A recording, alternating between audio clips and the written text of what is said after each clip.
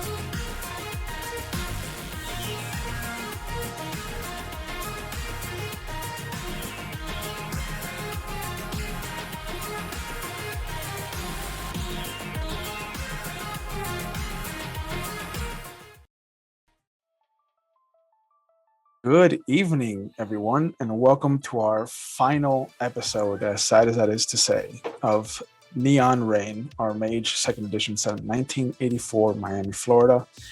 My name is Ravno Sarkhan. I'll be your storyteller this evening. And last we left off, we met a special guest player named Elliot Wiseman, who turned out to be a rather interesting character and a rather new awakened face in the city.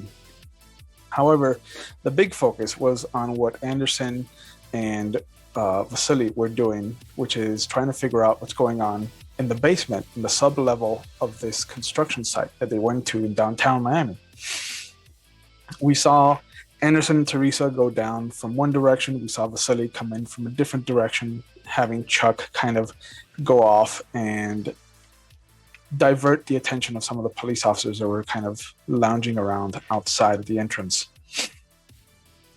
Both parties made their way down into the sub-level, where we found a rather macabre scene of an older gentleman that had been railroad spiked to the wall and had a staff, a walking stick, kind of heavily duct taped to one hand, and then a hurricane lamp heavily duct taped to the other hand.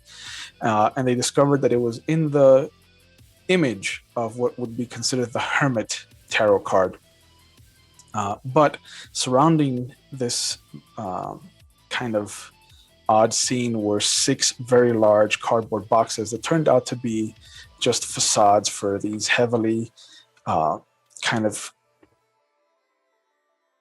masked boxes that held coffins inside. 4 of them were empty and had just piles of ash. One of them had a very beautiful leather-bound journal with the initials EMG, which Anderson has kept, and a Ziploc bag, a kind of police bag of evidence with a set of keys, some loose change, some money, and a wallet that turned out to be the gentleman who had been stapled to the wall. What money? Right? Excuse me. I was just thinking about Staples. That was easy. Yeah, one of the coffins turned out to be inhabited by a very wax-like looking man in a very beautiful kind of 3-piece suit with a vest and a well-manicured kind of look to him. And he came to life, which Elliot kind of described as a golem of Jewish folklore. After a little bit of a fight and a little bit of a back and forth, the golem was dispatched, and the journal kind of helped to focus both parties, as Vasily kind of took it and started to kind of see the threads that were leading to it, whereas Anderson kind of grabbed onto the golem itself and went back in time with it to see where it had been and what had kind of led it to the situation. And they discovered that there is somebody who had created 4 golems, 4 lifelike, very eerie simulacrums of himself, and had sent them out to different places. And behind him was another equally impressive journal that looked like the one that Anderson had found. Anderson brought it up to Daniel's attention as Vasily kind of took off to the limelight to make some phone calls and get some of his affairs in order. The big question that Daniel brought up, however, to Anderson was whether or not this is something that should be stopped, especially if the events of New Year's is responsible for all the new awakenings that have been happening in the city. Case in point, with Elliot and his kind of weirder than normal call to action. But we left off with Anderson and Teresa heading to the limelight, where Vasily was waiting for them patiently while making phone calls. And tonight, we're going to pick up with Chuck's little diversion as he steps away after humoring Vasily in just telling him to turn around and then falling for the trap that was that Bonnie Tyler song. You've recognized one of the B cops that are there. You've pulled them aside, creating an opening for Vasily to kind of go into the building. And in your chatting with them, a hand kind of comes up from behind you and just slithers into your own hand. It's warm, it's smaller than yours. And the very familiar voice of Cassandra Bishop just kind of rings up into your ears. Hey, can we talk? Hi, Cassie. Yeah, sure. Sorry, guys. Yeah, no, they kind of look at her. One of them kind of wiggles his eyebrows at you, like, yeah. And then Cassie takes you across the street to a small kind of sub shop. There's a little radio behind the counter, and it is currently playing Journey's Open Arms. But she orders 2 sodas and a little pastelito, a little pastry. And she goes over to a table and she lays out 3 cards for you, 3 tarot cards. Excuse me.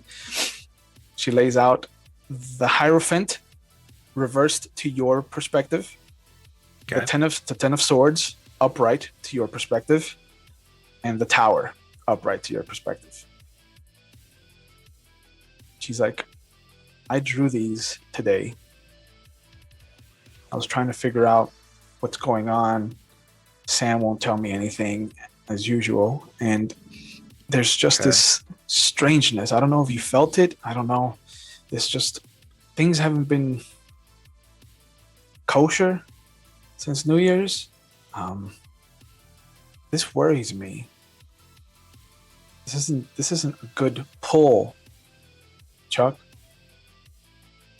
Yeah. I have to admit, Cassie, I've been getting a sense that something was off too. But look, it might be a good idea for you to get out of town for a couple of days. Do you have somewhere you can go? I could probably go up to Orlando, go to Disney World or something. Yeah, that might be a good idea. Just step out for a while, because I mean, she puts her hands on her hips and she's like, what aren't you telling me, Chuck? I know that Sam doesn't tell me anything, but I thought that we had a working relationship. Look, if I understood it entirely, I would totally fill you in. But right now, it feels like a piece of dynamite with one of those cartoon fuses hanging out of it, slowly smoldering down. Like, I don't know what's going to happen. And I mean, you know what these stand for, right? Like the Hierophant in reverse position is well, yeah, a little bit. Run it through for me. The Hierophant in reverse is saying a symbol of change. Things are going to be shaken up. The Ten of Swords is betrayal, and then it's followed by the Tower, which is destruction. Like this, I don't like it. I shuffled 3 times, and all 3 times I pulled the same 3 cards in the same order. Now I from what I understand of Cassandra, this is all probably like static magic, but I think at this point Chuck would probably do entropy sight on himself, like just kind of quietly kind of put his hand across his eyes and just kind of mutter a few things under his breath just to verify. But I'm pretty sure I know exactly what's happening there. Go ahead and roll your arete. We'll consider this coincidental because you are kind of hiding it from people, and everybody's just kind of like eating their lunch or whatnot. So it'll be a difficulty 4. That'll be 2. Okay. There are definitely threads that are kind of spider webbing out from each of the cards out to her hand, and there's very thin, very light sinews that are starting to stretch out from the cards towards you. But you also notice that there's another thread that's kind of going down off of the table into her purse.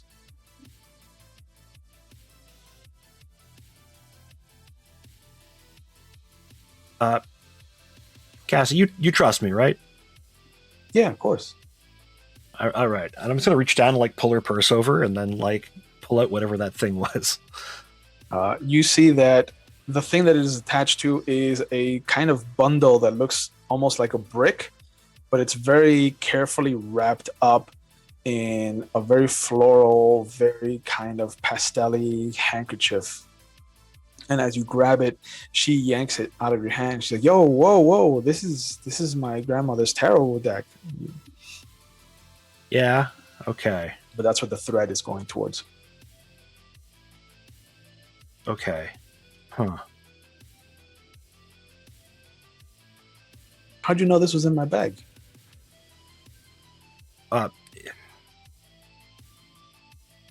Cassie, you know that the world's a big place, right? Like there's all sorts of things going on, and you know you have a gift, like a real worldly gift or otherworldly gift. You know what you get my meaning. But there's some other strangenesses out there. I mean, and like Sam's into a bit of that kind of stuff too. I mean, I can't say much, but yeah, it's something. It's one of, let's just say, like, you know, I've got my gifts. This is kind of one of them. Could I borrow these? I know that's a big thing, but I guess. Yeah, and then she very carefully, you see her unfurl and open up like a very treasured gift, kind of pulling the napkin, the handkerchief to one side. And as she pulls the last kind of triangular patch out, it kind of snags on one of the ripped edges of the top card, and it flips over a 5 of swords. And you see that is the last thread that it's attached to. But she picks up the 3 that you had, and she puts them on the bottom. Okay. What did the 5 of the? What did that 5 mean? Oh, don't worry. I was careless with it. No. Cassie, it was singing to me. All right. What does that one mean? I mean, it's upright to me, so it's a victory card. It's victory through betrayal, though. Like, you or someone you know is going to win, or would win, at the cost of betraying either something they believe in, someone they believe in, or a combination of the two. Okay. But like I said, this is why I wrapped them, because I was careless. I ended up ripping this corner here, and it's never been the same. And I think my grandmother just kind of has taken it out on me recently. But you see her unsnag, and she puts that card on the bottom as well.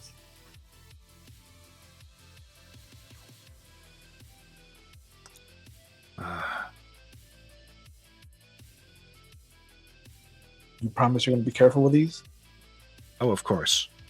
I wouldn't even ask this of you if I didn't think it was kind of a life or death thing, all right? Okay. You see her repackage it, like she very carefully, very meticulously, like it's almost like a ritual for her as she reassembles this kind of cradle of a handkerchief, and then she just flips it around and puts it in front of you. Okay. Thanks, Cassie. Like, seriously. It's probably best for you to get out of town, okay? I'll pack some things up and hit the road after dinner, I guess. Go earlier. Don't wait around. Just there's nothing here that matters that much, okay? I mean, Except for Sam. Yeah, my sister's here. You know what? Call up Sam. Drag her off with you, all right? If anyone's going to be able to convince her, it's you. I mean, yeah, probably. We haven't been to Disney in a while. Good for us. Now's your moment, okay? Okay. I think you're right. I think. Yeah. I'm gonna call her when I get home. Yeah. Just go. Don't pack anything. Just climb in the car and just. She kind of sits up and looks at you. You know how this kind of feels very weird. Like it feels like you're trying to just get me out of the city, Chuck. Yeah, as I said, like this something simmering, and it's not good. But I would feel better if you and Sam weren't around. I'm gonna be okay. I don't know how else to make things. I don't know what the hell is going on there, Sam. Like, that's right. Let's see, I'm getting Cassandra. Yeah, sorry. She Go get reaches your out. Yeah, she reaches out her hand and kind of puts it on top of yours. I'm here if you want to talk. Yeah, maybe after.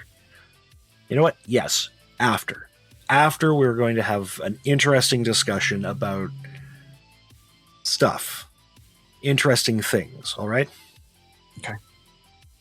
I'll hold you to that. Promise. She pulls out a $5 bill, leaves it on the table,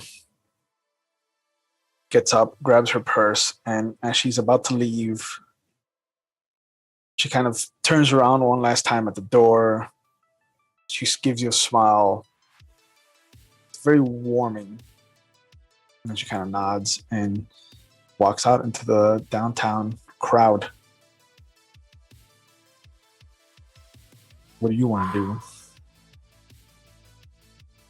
I'll probably go try to catch up with the others, I guess.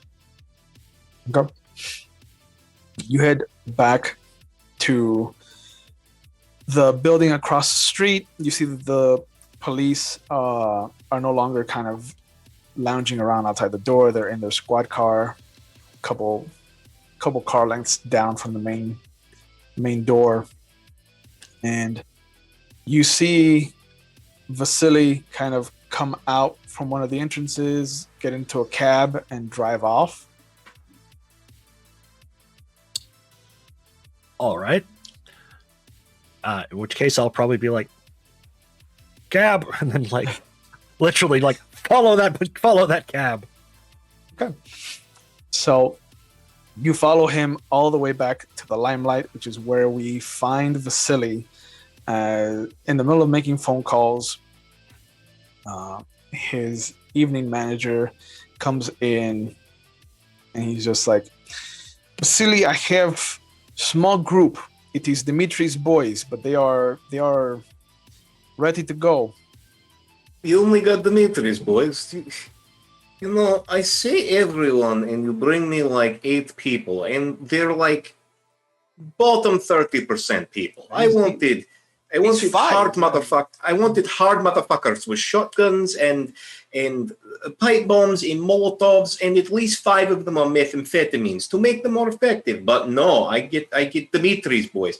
Absolute bullshit. But I take, because beggars can't choose. Dimitri has said that he has bought a new shotgun. He now has 1 machine gun, so it's not just. Okay. No. He's good. All right. The machine gun is good. I like. You're coming only too. one. Oh, yeah? You're coming. Who's going to run the club? We're going to close it. It won't matter after I get the space drugs. But I'm not, and you see him sit down, and he's like, Vasily, I be honest with you, I'm not good with guns. I'm not good. Like, my head is not for action. It is for numbers. Sasha, please. I don't need you to be good with gun. You are pure charisma. You are wonderful. You are charismatic. You're like a flower in a cesspool. People can't help but look at you. You are going to be the most amazing distraction. Inside the club, as Charles makes his way in, players, Baby Comeback is playing. The DJ's just kind of has his eyes closed, one hand on the headphone. He's just like slowly back and forth grooving to the song. But you hear a knock on the door, Vasily, and immediately Sasha gets up, opens it, like, "Who the fuck is you?" And you see Chuck outside. Chuck, my best friend in the entire world. Come in, sit down, Chuck. Sasha, get out of Chuck's chair. Chuck, please, have a seat. I was just getting some friends together. They're going to come with us on the thing. You are left alone with Vasily. All right. How many guys Here, you bring? hold on. And I go into the desk and I pull out the bottle and the 2 shot glasses. I pour one of each and slide one over to him.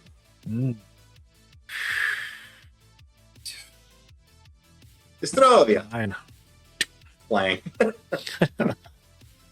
And then I put the bottle in the middle of the desk and keep his glass on one side and mine on the other. Mm-hmm. Chuck will put the glass down.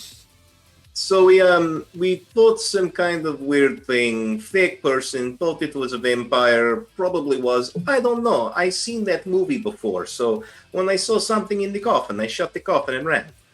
But there was a kid with a lightsaber, which weird, but getting used to this kind of thing. But so we kind of know where to go. We know who to kill. So I think we should just go murder him and all of his friends.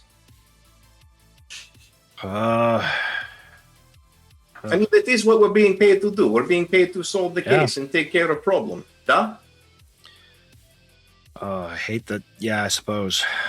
Excellent. See, I love that you're coming around. In the beginning, we were doing this song and dance where you were like, "Oh, Vasily, he's evil. He ain't going to help us." And I'm like, "Watch out, Chuck. I'm a good guy." Vasily. Duh, yeah. I'm sorry. I need to drown out the sound of your voice. I'm pouring myself another one. Hey, no, please help yourself. I like watching you. I like watching you get loose. You are much easier to talk to when you've had a few. Yeah, I'll have one too. And I pour another one, and then I reach into my coat pocket and I pull out my medicine. Would you like one? No, not that kid, not that shit, man. Are you sure? He's good. And I pop one off and pop it in my mouth. The door opens and Sasha hands Chuck a sandwich. It is a steak sandwich. As Chuck's attention is slightly diverted, I ping a pill off his head. When you look down, it says Tic Tac. Is this like your new street drug brand? No, have you seen? How Are often do you see me popping? Are you actually pills? popping Tic Tacs all the time? Duh, if it was oxycodone, I wouldn't be able to function. But it makes people think that I'm not all there. Did you notice I take one every time I have something to eat and drink? My breath must be fresh. You know what? This, I'll keep that however, in is mind. oxycodone. And I reach into my desk and I pull out another bottle. We're going to need this later, I think. Sasha looks over at you. He smiles like, Vasily, now that your friend is here, this means that I can stay, yes, and keep club open. You know what? It's your birthday. You may stay. You are Vasily did not forget your birthday. you had me worried for a minute there, but I understand that you I know. It's good. you are All the right. guy and you have so much I to am think the about. guy. Do not forget I am the Don't guy. Chuck, am I the guy or don't am I the serve his guy? ego, please. Don't serve his ego. I'm not serving anything. It's a statement of fact. Sky with a is blue, slight water wet. smile, with a slight Vasily is the smile, guy. Sasha just exits as you guys are just bickering back Bye, and forth. Sasha. See, Chuck knows your name. Great success. God. All right, so let's go. All right, we have people to murder. I'm sorry, a problem to solve. I keep forgetting you lose affiliation with law enforcement. Pretty loose. Also, too. you know, if you're really going to get into this whole like drug chemistry thing, there are far better ways of doing it, like you have been. Anyway, come on, let's go. I love it. He's trying to lecture me on how to be a proper addict. No, I'm going to try to lecture you how to be a proper, like how to get into some proper chemistry, like some proper, you know, alchemy. But that'll happen later. Oh, you want to teach Vasily a few things about chemistry? Chuck, I Oh. didn't know you had it in you. We're going to be best friends. You're going to make a lot of money. As Anderson and Teresa walk into the limelight, they will hear Pat Benatar's Shadows of the Night playing. Fuck yeah, I love this song. So at this point, while Chuck and I are talking, Vasily has pulled his pump action shotgun out and he's got a magic marker and he's writing on the barrel of it. And he's got his coins out and he's just kind of laid the shotgun in the coins. Chuck, when Vasily, Duh. ain't you supposed to take the serial numbers off? What are you doing putting more on? Is something different. I have an idea, you know, in case we have to get a little tough. Your liquor license on yet? So the words that are written on the side of the shotgun are Kiroli Beirut Savoyu Koronu. Okay. I don't think anybody here speaks Russian, so that's pretty much gibberish. Just Sasha. Then Sasha sees that it says "Kings take their own crown" in Russian. Nice. Yeah, so Anderson, we were. I was just getting ready to gear up a bit for this. We know where to go. We know how to deal with problem. I'm assuming you talked to men with space drugs. Ugh. Yeah. Sasha's It's all like- taken care of. Sasha's like, I'm sorry, Vasily. He just walked by me. I don't know who this man is. This is the first time that Chuck sees Anderson actually involved in the situation. This is the Anderson White, okay? He is celebrity in our circles. Treat him with respect. Get him a sandwich. Okay. And Yeah, he- actually, I can do a sandwich. Also, give Ooh, me what a kind of beer. sandwich? You got some, like a Keystone Premium or something? Chuck, you need a sandwich too? we Good to see you, buddy. Did you get the? Yeah, I already got one. Yeah. Oh, good. Is it good? Did you get the message I left on your phone? Oh no, I haven't been home. What's up? I assume that's why you were here. That you got my message.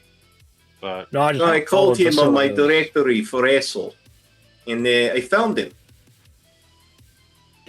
well, So, I'm anybody else have any preparation to do before we go off and do the thing? yeah, I need a sandwich and a beer. Excellent. They are forthcoming. Chuck, anything? I already got a sandwich. See, and you guys say Vasily is a bad guy. He brings the party together through sandwiches and shared experiences. Yeah.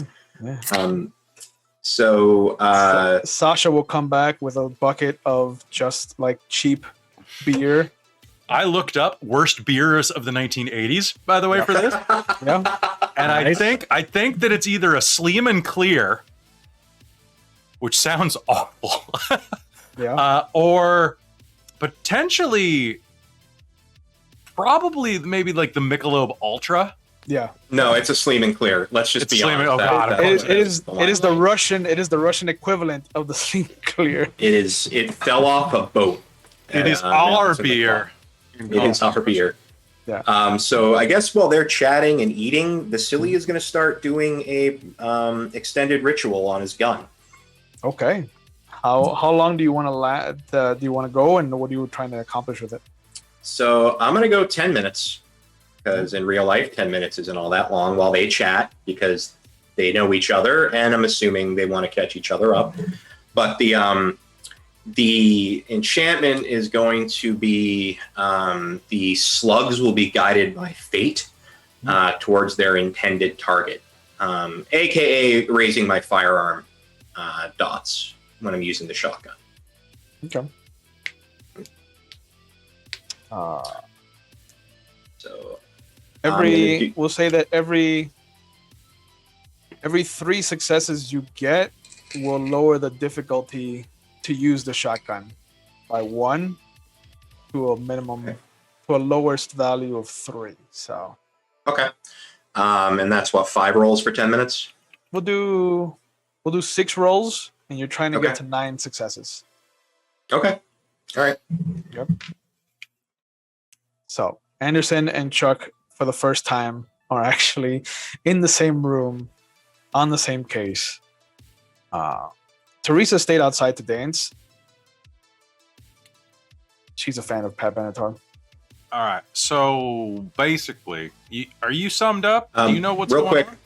Real quick. Coincidental using foci. Difficulty 4. We'll say vulgar using foci, so it'll be difficulty 6. Yes. Okay. Just willpower. Willpower all day. Figured. So yeah, you're caught up? Mostly, I think. Basically, someone's doing some shit. They're going to try to do some more shit, and we're going to, stop their shit. Fair enough. I've been running around stomping hobgoblins. They would keep cropping up. Little these, green guys? No, like big kind of big green guys things that are eating people. Yeah, they're pretty nasty. But they go down and simply easy enough to bullets. Shit, bro. What have you been taking? When Chuck mentions hobgoblins, there's a moment where, for the briefest of instants, all 3 of you see reality tear apart just around Anderson. There is this kind of flash of red, white, and blue, and then it just assaults him. Like it washes over him, his whole body turns red, and then it turns blue, and then it just turns stark white, and then it just kind of mellows out and melts away from him. Anderson has 1 point of bashing damage. As one of his paradox has bled off. What? And once again, the spirit of America Okay there? beats up somebody else. Real quick, that was 11 successes, so I'm going to assign a couple to duration. Okay. Feeling a bit like shit, to be honest. That was unpleasant. Whew. It's probably this Russian beer. Yeah, I wouldn't even touch that stuff. Right? I'm just trying to go light on the heavy. I'm going to take the bottle again and pour myself another. You don't get too drunk that you shoot. I shoot better when I'm drunk. That's Okay, well then. It's been true ever since I've been in the military. Yeah, well, sounds good. What kind of sandwich is this? Let's take a look at this shit. What is this? You peel open, or you peel off the top layer of Cuban bread. There is just a mountain of little potato sticks. What? There is a pickle, a Okay. couple slices of lettuce, a couple slices of tomatoes, heavy on the butter and mayonnaise, and then just this beautifully seared palomilla steak on the bottom. You know what? I was gonna say this is a heart attack waiting to happen, but that's what hearts are for. All right. Chuck, I don't want to be rude. I'm gonna take a minute to enjoy this sandwich and not listen to anybody else but me. I got to screen Vasily out half the time. Be my guest. That sounds good. If this is gonna be my last meal, I'm gonna enjoy it and kind of get in the Zen zone, if you don't mind.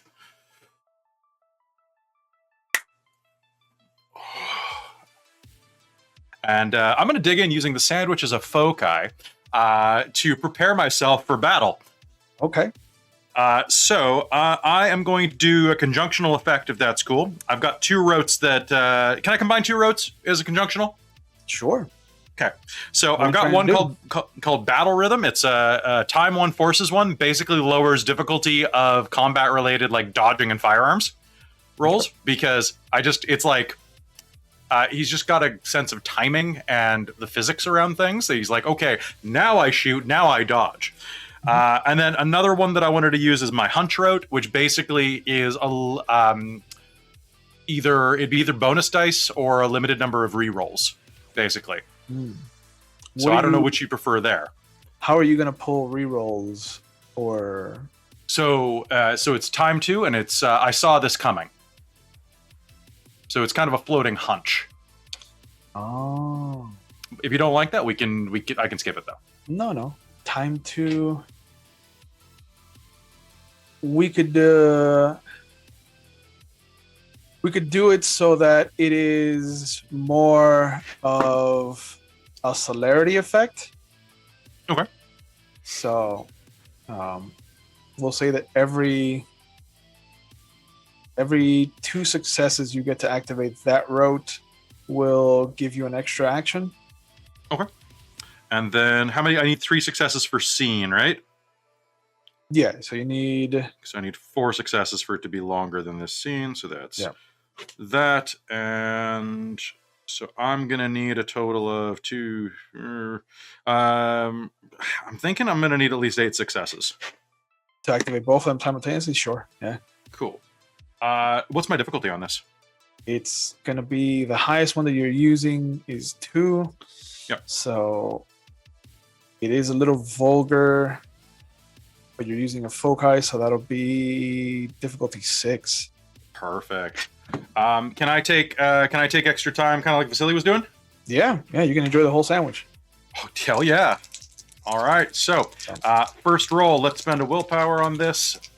Boom. Oh, hell yes. That's 2 successes on the first roll. We're just all hanging out doing magic while Chuck's there, just like, hey guys. Oh, no, Chuck's gonna get in on this.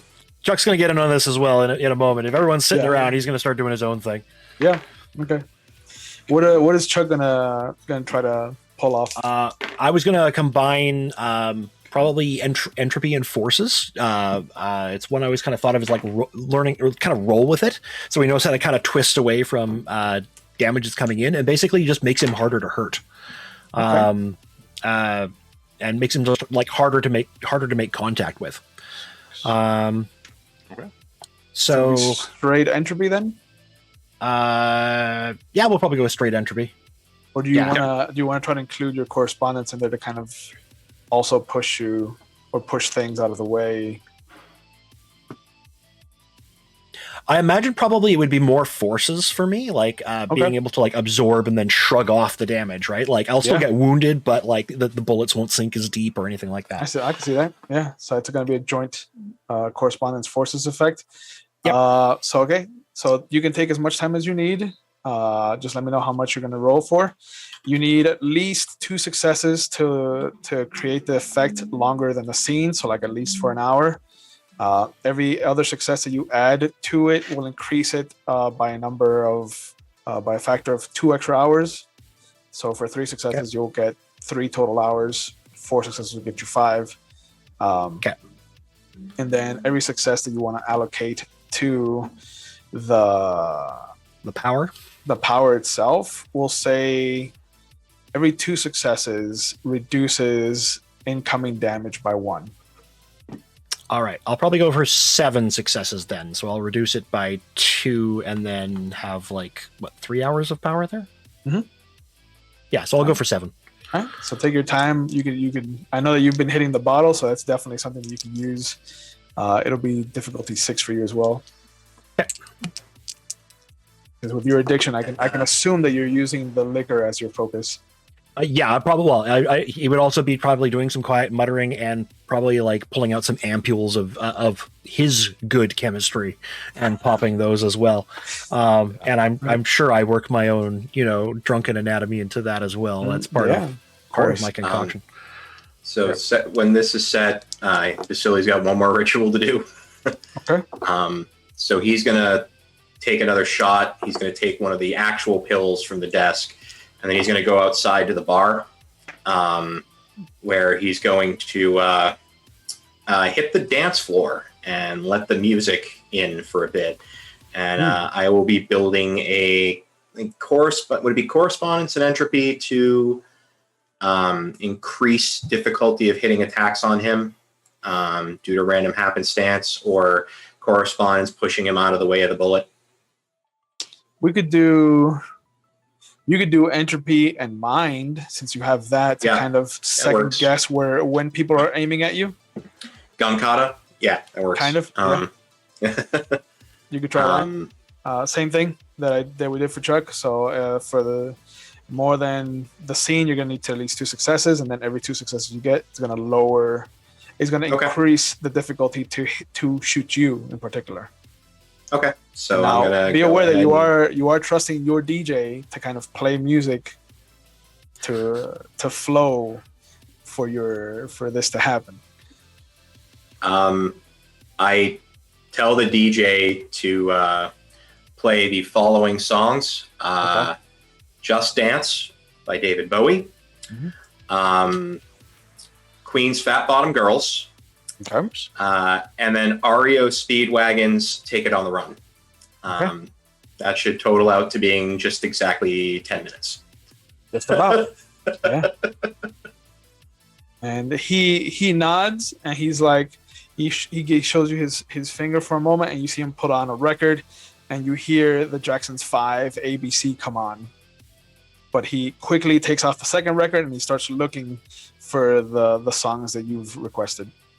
I restrain an urge to walk up to the DJ booth and punch him in the face in front of everyone to assert my dominance. But instead, I will go with it, and I will start the ritual.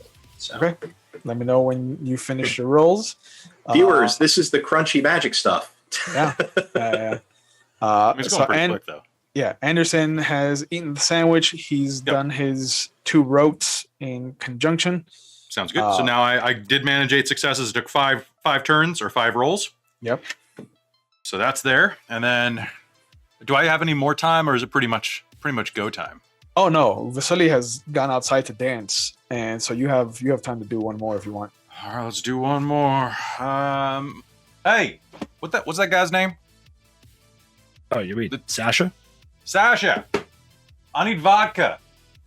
I need either really bad or really good vodka. No, No mid shelf. It's right on the table here, man. Oh shit! Sorry. 13 successes over the 10 minutes. Okay. Well, salute. I'll just kind of knock the bottle, and I'll start drinking just straight out of the bottle. It's time for a Forces shield because I'm feeling invincible. Okay, so how many successes do I need to have it active, either for a couple of hours or the day, basically? For the rest of the night, we'll say it'll cost you 4 successes. Okay, 4 successes. And then every success you get will add 1 to your soak. Okay, let's go for 8 successes again. Okay. Sasha does come in and just puts 2 brand new vodka bottles on the desk. Darn. Oh hell yes. Totally taking advantage of my hospitality. Totally. Okay. I Is think Chuck- I'm only going to be about 4 shots into this by the time. Yes. Nice. Is Chuck doing anything else, or is he just good with what he's got going? Just debating that myself. I think what I might do is I actually might just do something that increases. I'm just going to do magic enhancing skills. So I've got kind of runes already etched in underneath the slide of my weapon. So probably if it's a bit quiet, I'd pop it off and then just kind of like run my finger down them and just kind of rememorize them. It's actually kind of similar to what he was doing with the shotgun, except my own way of doing it. Except I'm going to use correspondence and just make it so I can increase the that I'm just more proficient with this weapon. I just know exactly where the bullets are going to go. With correspondence, I think that's more entropy. I can do it with entropy too. I've got the same. Because correspondence is more about like the location of items. But it can also be like direct, like sense of like topography of the mind and such like that, knowing exactly when your target's lifting their heads up and things like that. I'm good with entropy too. Sorry. Okay. Yeah, I think it'll be easier with entropy. Yeah. So same thing. Right. 3 successes for 3 hours, 4 successes for the whole evening. Yeah. And then And every success you get will now every 2 successes will lower the difficulty on all your attacks. Okay, I'll go for 7 then again, Okay. because that'll get me to oh, sorry. You said 4 successes for the whole evening? 4 So I guess successes for the 8. whole. Yeah, I Okay. guess 8. Nice. But yeah, the 3 songs that you've requested each play, and once they come to an end, Vasily's kind of dance, I would imagine, also kind of teeters out, and you hear him play Michael Cimbello's Maniac.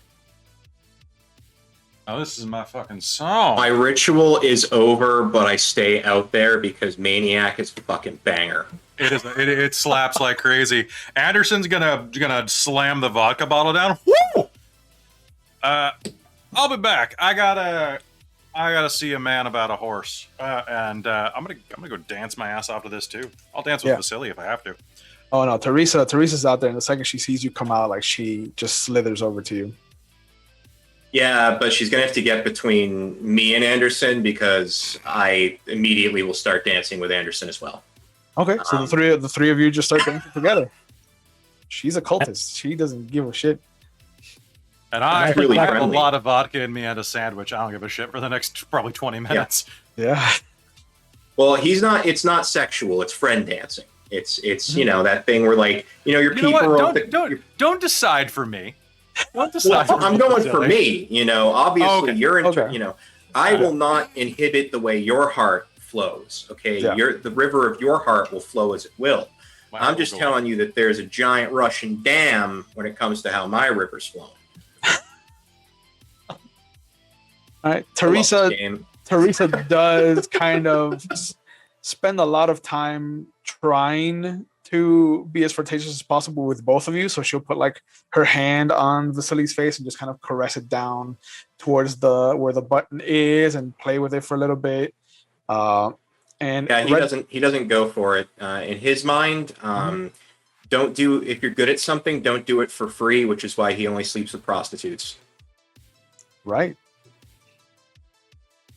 And seeing that you are kind of stonewall, she'll playfully pluck with her finger the top button of his shirt off, and then she'll turn all her attention to Anderson.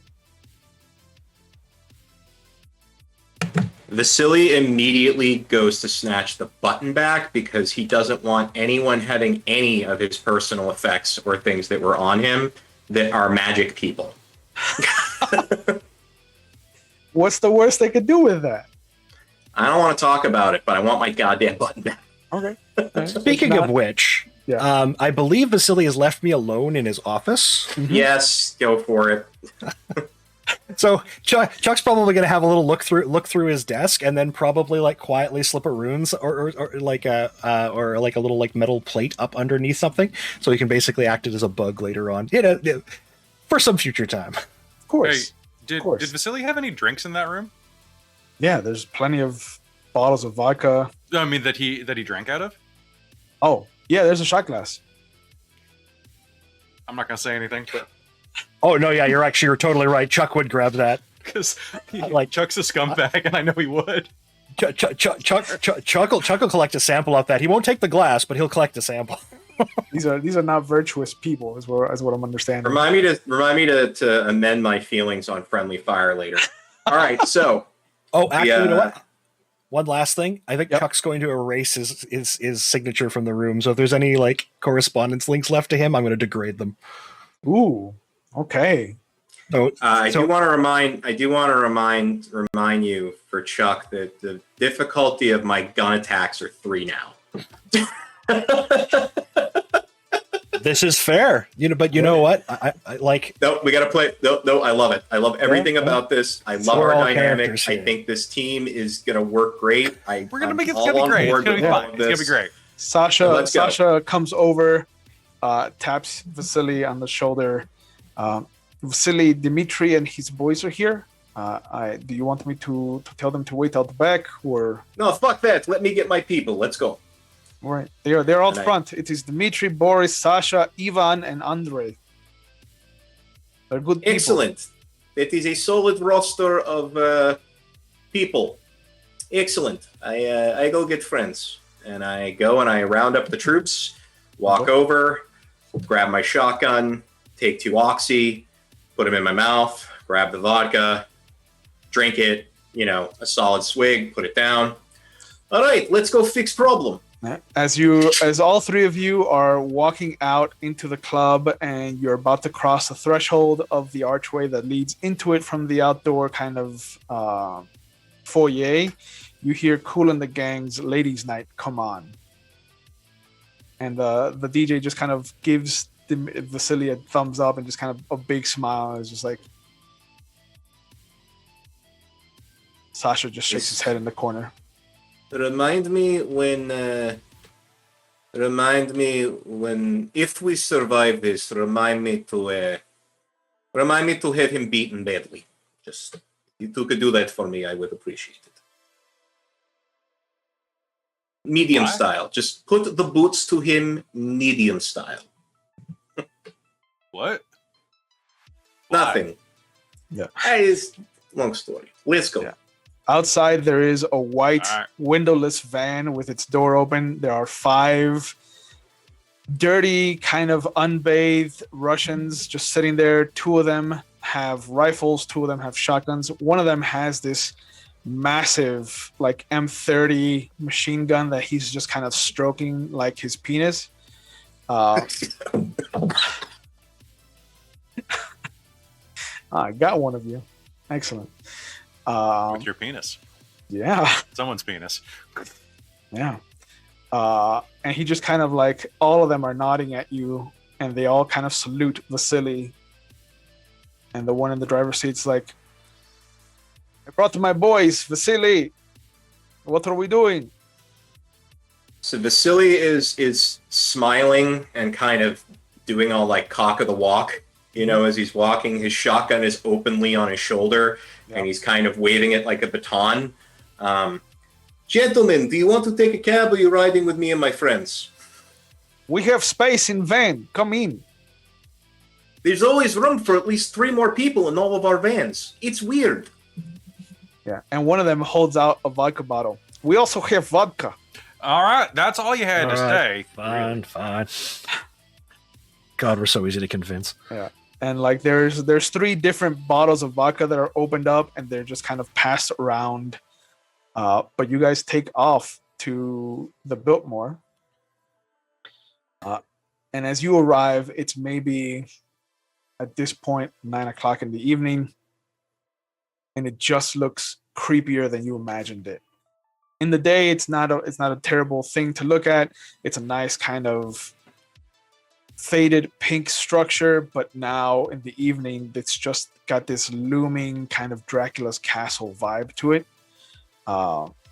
There are no lights on except for the lights on the first floor, and you can see that standing at the door is Joe and Daniel. And as you pull up, she kind of nods and steps back inside. Daniel just kind of stands there. It's just like, is all of this really necessary? And you see that all of the Russians that came and drove you over here all have a grenade that they're kind of attaching to their belt. Shit, you got a spare? Yeah. Not necessary, but it's always better to be prepared. Better to have it and not need it than need it and not have it. Well, I don't have it and I need it. Give me a grenade. What do we say? Now. When we want the grenade, we use our words. What do you say? I just used my word. Give me a fucking grenade, bro. No.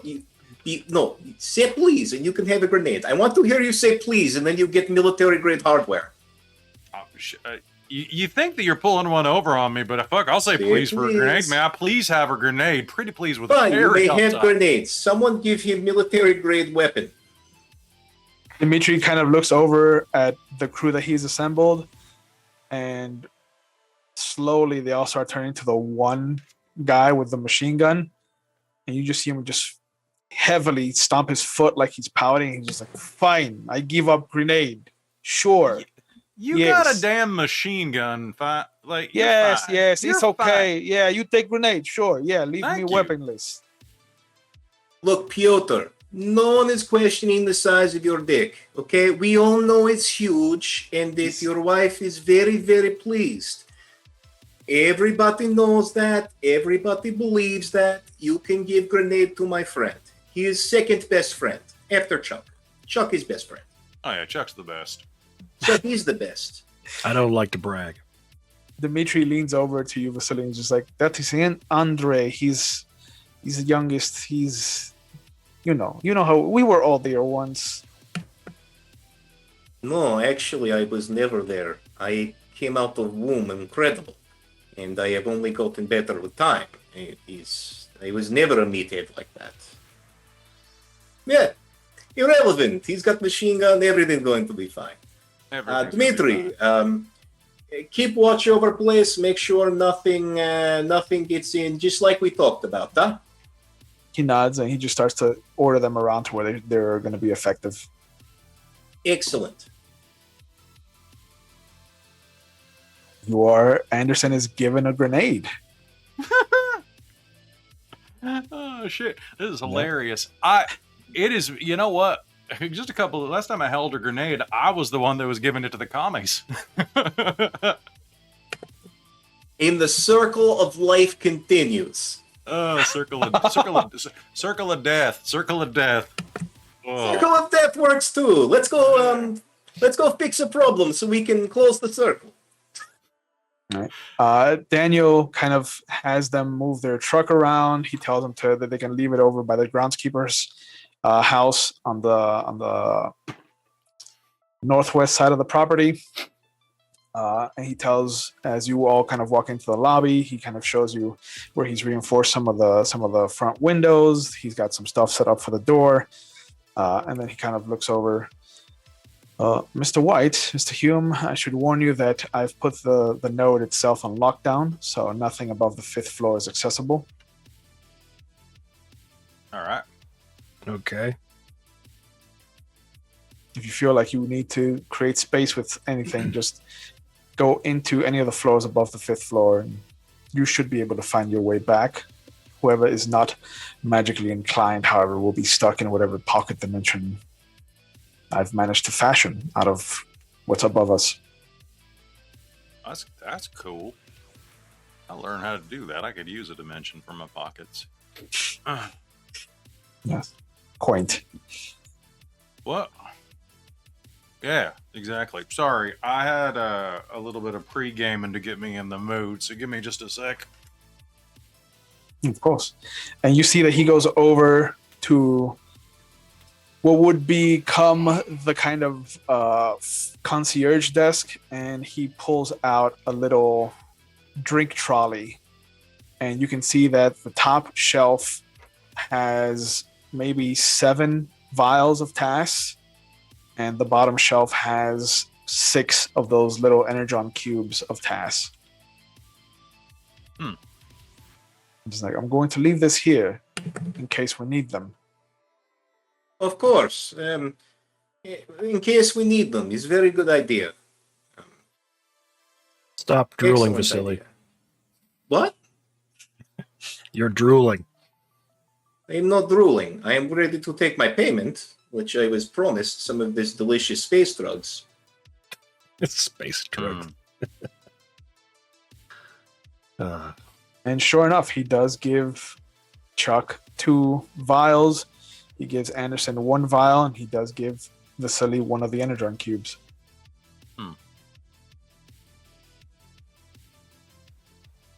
I am a man of my word, of course. Vasily does not immediately chop his up and snort it. He's going to save this one. Oh. Yeah, I'm fine for now. Well, this is gonna be fun. Boys, it's been nice knowing you. Hopefully, we will survive this. I'm going to survive. I have great destiny.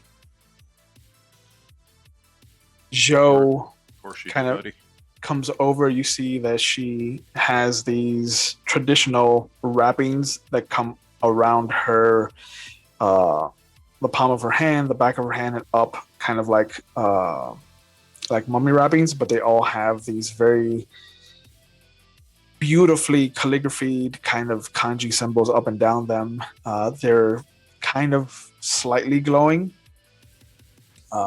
Daniel has a walking cane that he has with him, and you see that he will periodically just kind of open it to reveal a little cane sword inside, and just trying to reacclimate himself with it. Vasily takes a seat at the table, puts his feet up on it, and has his shotgun. Safety on, safety conscious. Just kind of put into the ground like a noble's scepter. And he has a demeanor of intense boredom. Yeah. Daniel kind of looks over. Is like, "Did you get any time with the book, Mr. Hume?" And motions to Anderson. Oh shit! Here, take a look at this. I'll hand you a journal. It's a thick leather-bound book. I'm just getting started. Of course. No.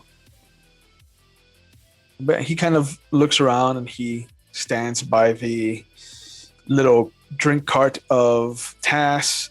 Joe is on the other side of it. And kind of clasps his hands on top of his sword cane. He looks over, is like, "We're down some people. Ricardo is unfortunately out in the city doing work. Teresa, I assumed was with you, Mr. White, but I don't see her here." She's out at the moment. Unfortunately, Elias is still en route and will not be landing for another hour. Samantha has left at the request of her sister, which is strange. And Mr. Toussaint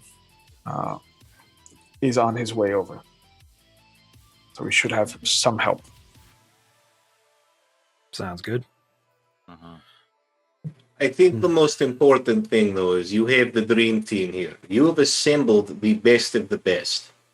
Between the three of us and your friend and Joe, who is absolutely... I did not forget about you. I never could forget you. You are... This is going to be a good night. I feel very positive about how this will all turn out for us. He nods at you. He's like, "Well, I hope so, Mr. Yarovich. from the small glances I got at the journal when Mr. White brought it in, I don't like the look of what's happening. But your optimism should be strong enough to carry us forward this evening.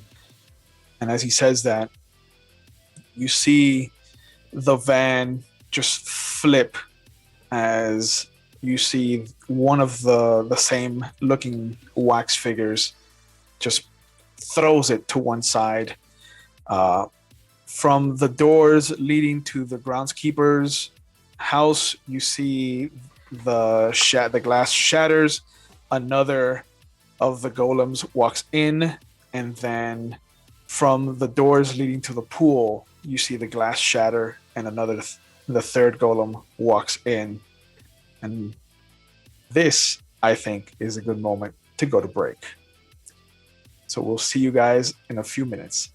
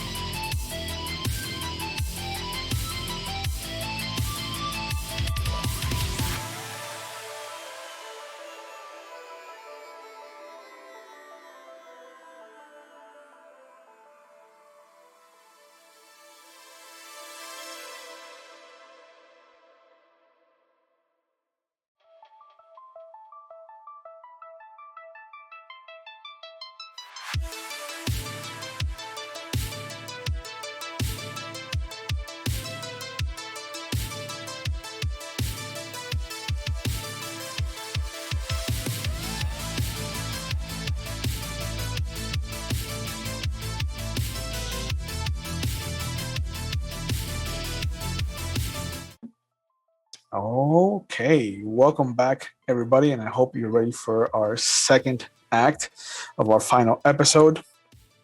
Last we left off, things had gotten heated, and the fight for the node at the Biltmore had started in earnest.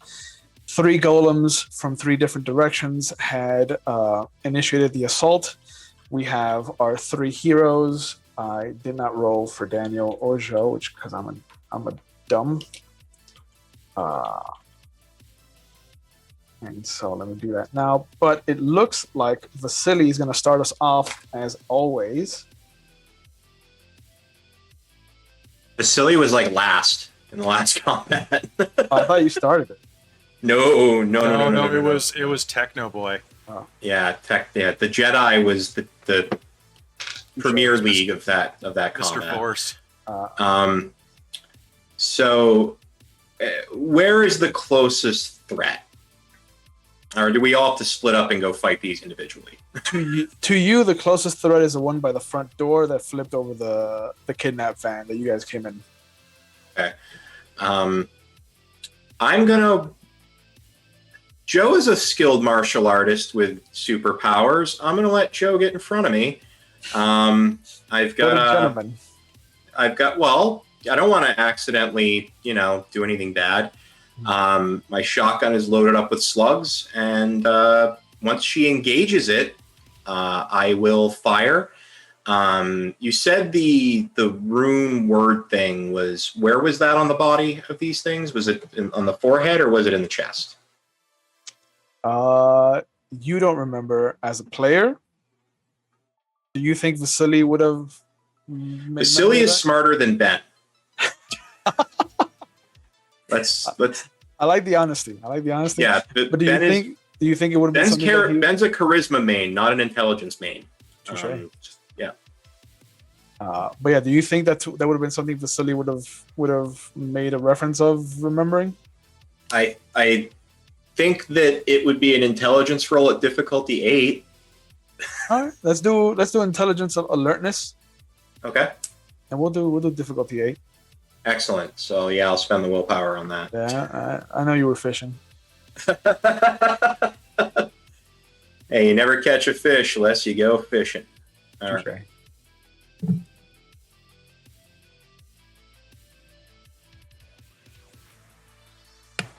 Wow, holy ones. 2 successes. Okay. They are the glyphs are on the sternum, right where the rib cage ends. All right. Yep, that's right. Vasily's a chauvinist. Baby, aim for the chest right here. That's where the magic lives. She kind of spits at the floor in your direction and just kind of shakes her head at you. Ben apologizes profusely. Vasily, however, thinks it's flirtatious. Yeah. So, you know what? He'll rip a shot off. Why not? Gentleman goes first. And it's going to be a called shot to that specific section. I don't know in or out of game whether that's going to do anything, but it will raise your difficulty by 2. So that puts me at 5. Puts you at 5. Yeah. Yeah. All right. I am not going to spend the willpower. Because mages are OP, so it's going to be a Yes, dex they on are. Firearms. Yes, they are. They're very OP.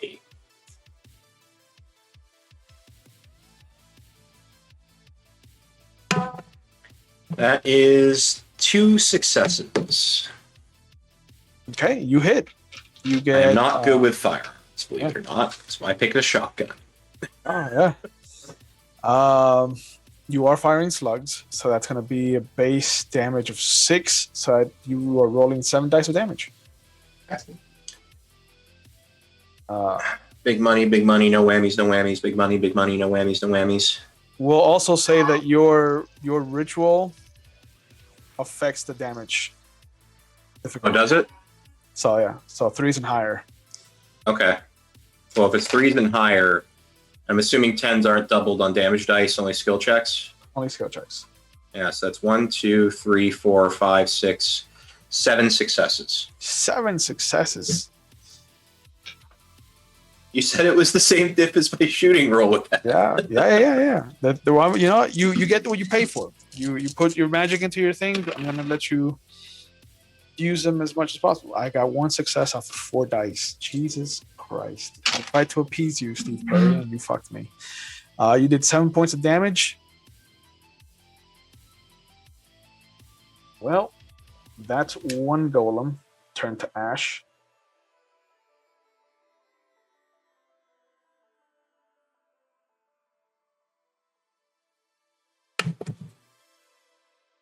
There is a massive hole in the front of it where the glyph would be, and the back of it just looks like a crater in miniature scale, like a 1/36 scale crater that he just collapses to the floor in front of you. And there's this almost imperceptible nod from Joe. She's just kind of like, You know, I play a bad boy, but I really have a heart of gold, and I want you to see the real me as someone who's courageous, who's willing to stand up for what he believes in, and the people he believes in. And you're one of those people, baby. I'm just a sweetheart, you're a sweetheart. And then we cut to the next person initiative, because that's what he's going to do for the rest of his action. She, excuse me, she rushes past you towards the front doors. And as she pushes them to one side, she cartwheels and comes down on a very hard kind of downward kick. And you hear the sound of something cracking, like wood, kind of very flimsy Formica wood, just kind of cracking under her foot.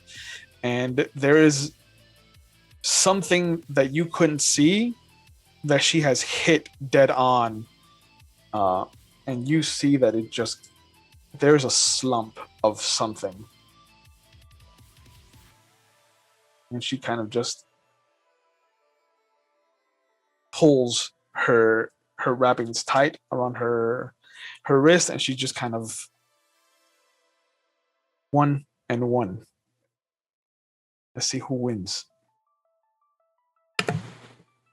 Getting to spend time with you, victory enough. Are your boys going to shoot any of the golems? No. Okay. So they're still in their defensive positions. The guy with machine guns just kind of looking over in your direction, just waiting for the go no. time. He's shooting. He's shooting. The other ones aren't. Okay. So he's going to shoot out in the direction of the pool. That brings us to Chuck. What is Chuck going to do? Well, as soon as I see that that something invisible just got smacked, Chuck is going to step around, like kind of blink and go, "Oh shit, those were a thing, weren't they?" And he's going to probably move behind the cover of the little the little desk thing at the front. Mm-hmm. Sure. I think I'm probably just going to pop an ampule or something, and allow myself. Topography of the mind, so I can core 1, so I can just landscape of the mind. Pardon me, that's the one. Just so I can perceive the contours of everything. Ooh, I like it. It is. We'll say it's coincidental, so it'll just be a difficulty 4. Cool. And that is 2 successes. Okay. Yeah. You kind of pop your thing. You close and open your eyes a few times, just kind of like blink hard, and then you start to see the outline of everything, kind of almost like if you had stepped into a cartoon. Like everything now has this black outline, the little buttons on the couch, the kind of every flower petal on each of the flowers, the kind of shattered glass from each of the chandeliers. Everything has this black outline, and you see it now. Next to each of these wax figures are these very massive kind of, again, panther-like creatures, but they each have 6 legs, and they each have this massive kind of maw that just sits slacked open, and it's creepy, but you can see each of the kind of droplets of slobber that actually come off of it kind of outlined as well. And once they hit the ground, they just kind of fade into the topography of that landscape. But you can see them. Wretched. All right. So Chuck's probably going to just line up his gun on one of them, and I think that's my entire action because magic takes it all. Yeah. So yeah. So you're going to aim. Which way are you aiming? The groundskeeper or the pool? Probably pool. Okay. That brings us to the golems. they're gonna walk in, and with unearthly speed, you see them kind of blink from the moment they cross the threshold to the moment they come in contact with their intended target. One of them just shoots over next to Anderson. The other one shoots over next to Daniel, and they get to punch. I would like to dodge if that is possible. Sure. It's going to be a dex and dodge roll, Okay. because dodge still existed in this time. Damn, that one would have been really good to not have in there. So I've got 2 successes. Okay. So 4. that makes it So you subtracted 2, so I only get 1 threshold, which means that they're doing that much plus 1. So now you're going to soak some bludgeoning damage. sounds good. 'Cause I'm not a bastard. Okay. It's going to be 2. Okay. I rolled. I have at least 2 successes. Oh wait, I've got tough as a specialty. Okay, I've got 2 successes. So I think I soak it all. Yeah. Yay, force a shield. Yeah. And you see I one of remember them, you being tough. the other one kind of just punches Daniel, and you see him kind of fall to one knee. But he doesn't look like he's taken out of the fight. So much so that on his turn, he actually pulls out his cane sword and he takes a swipe, but the thing shifts again, kind of with that blur, and just kind of comes out of the sword's arc. Joe has gone. They have gone. The hobgoblins are going. They can only be seen right now by Chuck, but they don't know that, so they're stalking their prey. So Chuck will see the one that he's aiming at from the pool side start to just creep ever closer to Anderson, just very slowly, very methodically. You can almost imagine what this monster must sound like in the wild. The other one is creeping around towards Vasily. But that brings us to Anderson. All right, this thing is right next to me. Yeah. Now, did dodge take one of my actions? No. Okay. You Cool. get a reflexive Then, defensive roll. sounds good. Then I have my gun in my hand. I'm just gonna push it against his chest and fire twice. Okay. So that's a multiple action. So Oh but no, I've got it's- 2 actions. I've got 2 actions around. Oh, because of your time, bro. Yeah. Good man. So I'm gonna use it. Yeah. So dex or strength, same thing, and firearms. Number 1 is. Why do I keep rolling 1s, man? That's not cool. That's not cool.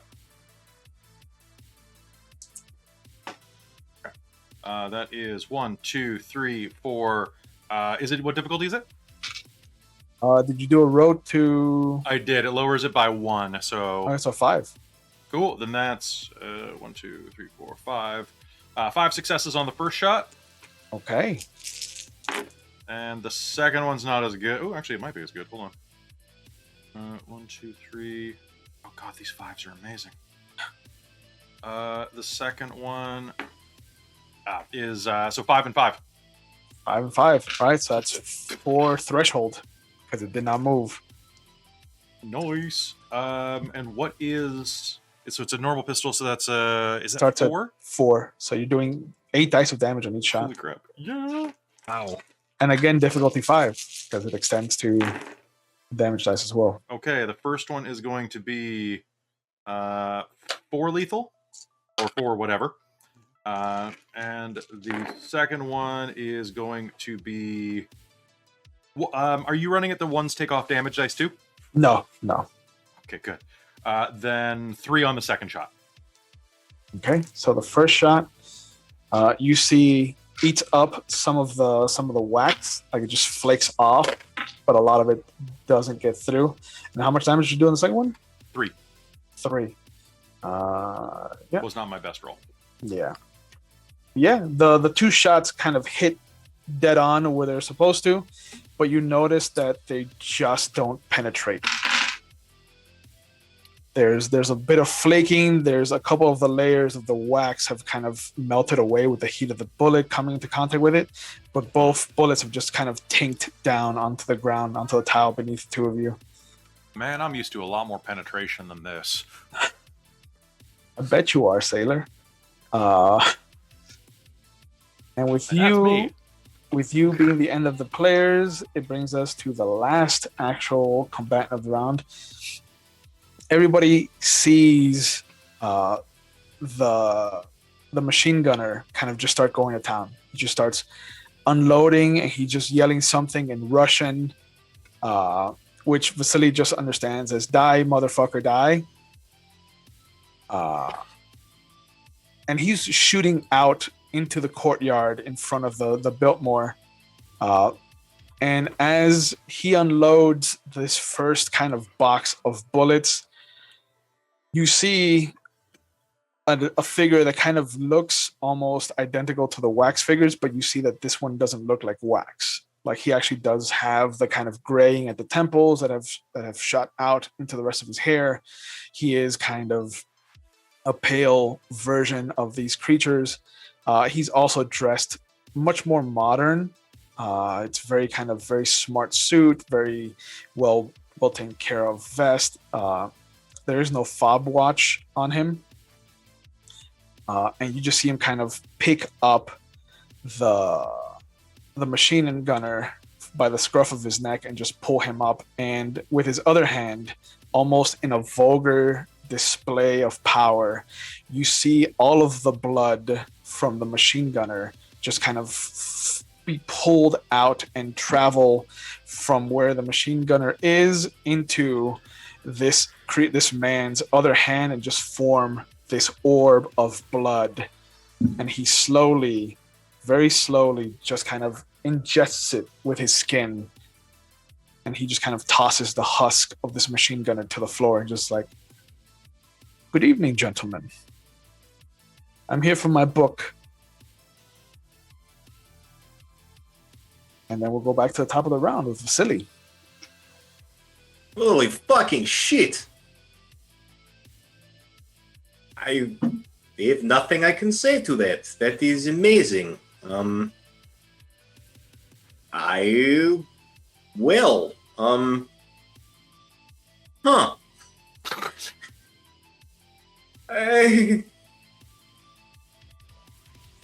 Does anybody know what the fuck just happened? And so I know that they've been shooting at invisible things. Yep. Would correspondence would let me pick up on the presence of anything that's in the immediate area. Yep. Just like what Chuck did.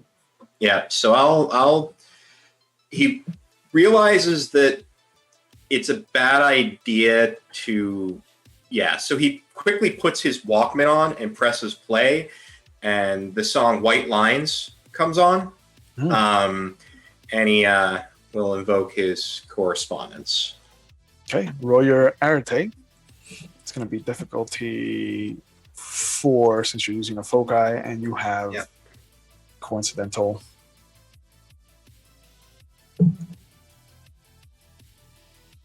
All right, that is 2 successes. What's that? Where did that come from? His dice roller. Yeah. Oh, okay. 2 successes is enough. That you see the same thing that I described for Chuck, just the kind of black outlines of everything, and everything just kind of having the thing. You can see that there is something approaching you. There's one that looks like it's approaching Anderson. I have no fucking idea what just happened. It's terrible. So Vasily is actually backing up to get away from the guy. And as he's turning around to go, the shotgun just goes on his shoulder as he's walking by, and he fires it at the hobgoblin. Because his headphones will help to detract from some of the noise of the gun going off that close, and it looks really badass. Plus his rote's reducing all the difficulties to hit, so he can do something stupid like that.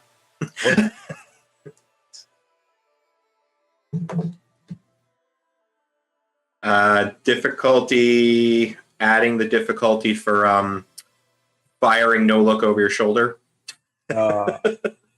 We'll say it's going to go +4. Okay. Spending a point of willpower. Okay. That is 3 successes at difficulty 7. And you are shooting at the one that killed The the machine gun? hobgoblin. Oh, the Hobgoblin. Yeah. Yeah. It is. Yeah, it because was not basically he's expecting turning to run from the vampire, and as he's walking by, that's when he puts the gun on his shoulder and just fires as he continues moving. it. Okay. Yeah. It was not expecting you to even know it's there. So I'll say that you have all 3 of your successes to add to damage.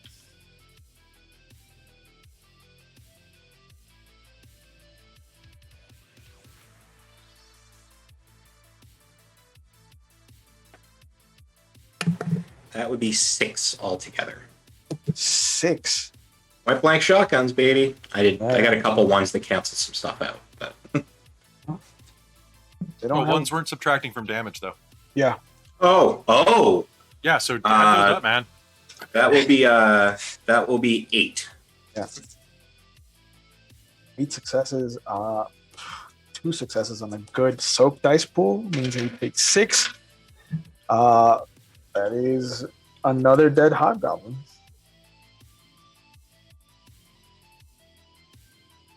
You see it slump, and as it does, it starts to melt. Its kind of outline starts to melt into the rest of the outline of the flooring and the kind of couch by it. Like it just kind of doesn't exist anymore. He doesn't even look back to see if he hit, because the guy wouldn't do that. The guy would just keep moving forward, confident that he struck a lethal blow. Yeah. So A he's guy. regrouping. Yeah. No, the guy. I know, but Not A guy would have looked back. So Yeah, there's a the clear guy distinction. doesn't look back. No. So he's basically making sure he's further back from the fight. I'm also calculating deafness penalties for things that might require that for the time being, because he's all he's doing is like he's just hearing white lines flowing through his mind. So You didn't use any life to enhance your senses, so I'll just say that you have a +1 to all your difficulties that are based off of like your hearing or like inner ear kind of balance kind of things. But that brings us to Jo. She's gonna go running towards the vampire and throw a punch, and you see the very well-dressed gentleman just kind of blur for a moment, and then he appears next to Daniel. Brings us to Chuck. All right. Chuck is whereabouts is the vampire in comparison to me? I'm hiding right now. I'm hiding behind the little. Unfortunately, because you went to hide where Daniel was in the area of, the vampire is about 5 feet away from you. He's on the other side of the counter to you. Oh, okay. In which case, I am going to probably basically try to open the range on him, try to like move between the fighters and avoiding the hobgoblins as I can see. To basically get some distance. Mm-hmm. And I'm going to turn around. That's the one that's stalking Anderson, right? Yep. I'm going to turn around and try to blow its head off. The hobgoblin or the vampire? The hobgoblin. Oh, good man. I'm not gonna let it pounce on Anderson. Then we can team on this guy all it was in one group. That's true. All right. So dexterity and firearms.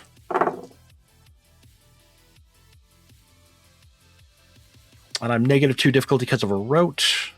Mm-hmm. So that should be 3 successes. Nice. It was not expecting to be seen, so you get to add all 3 successes to your damage. All right. What's the damage on a 45? We'll say 5 base.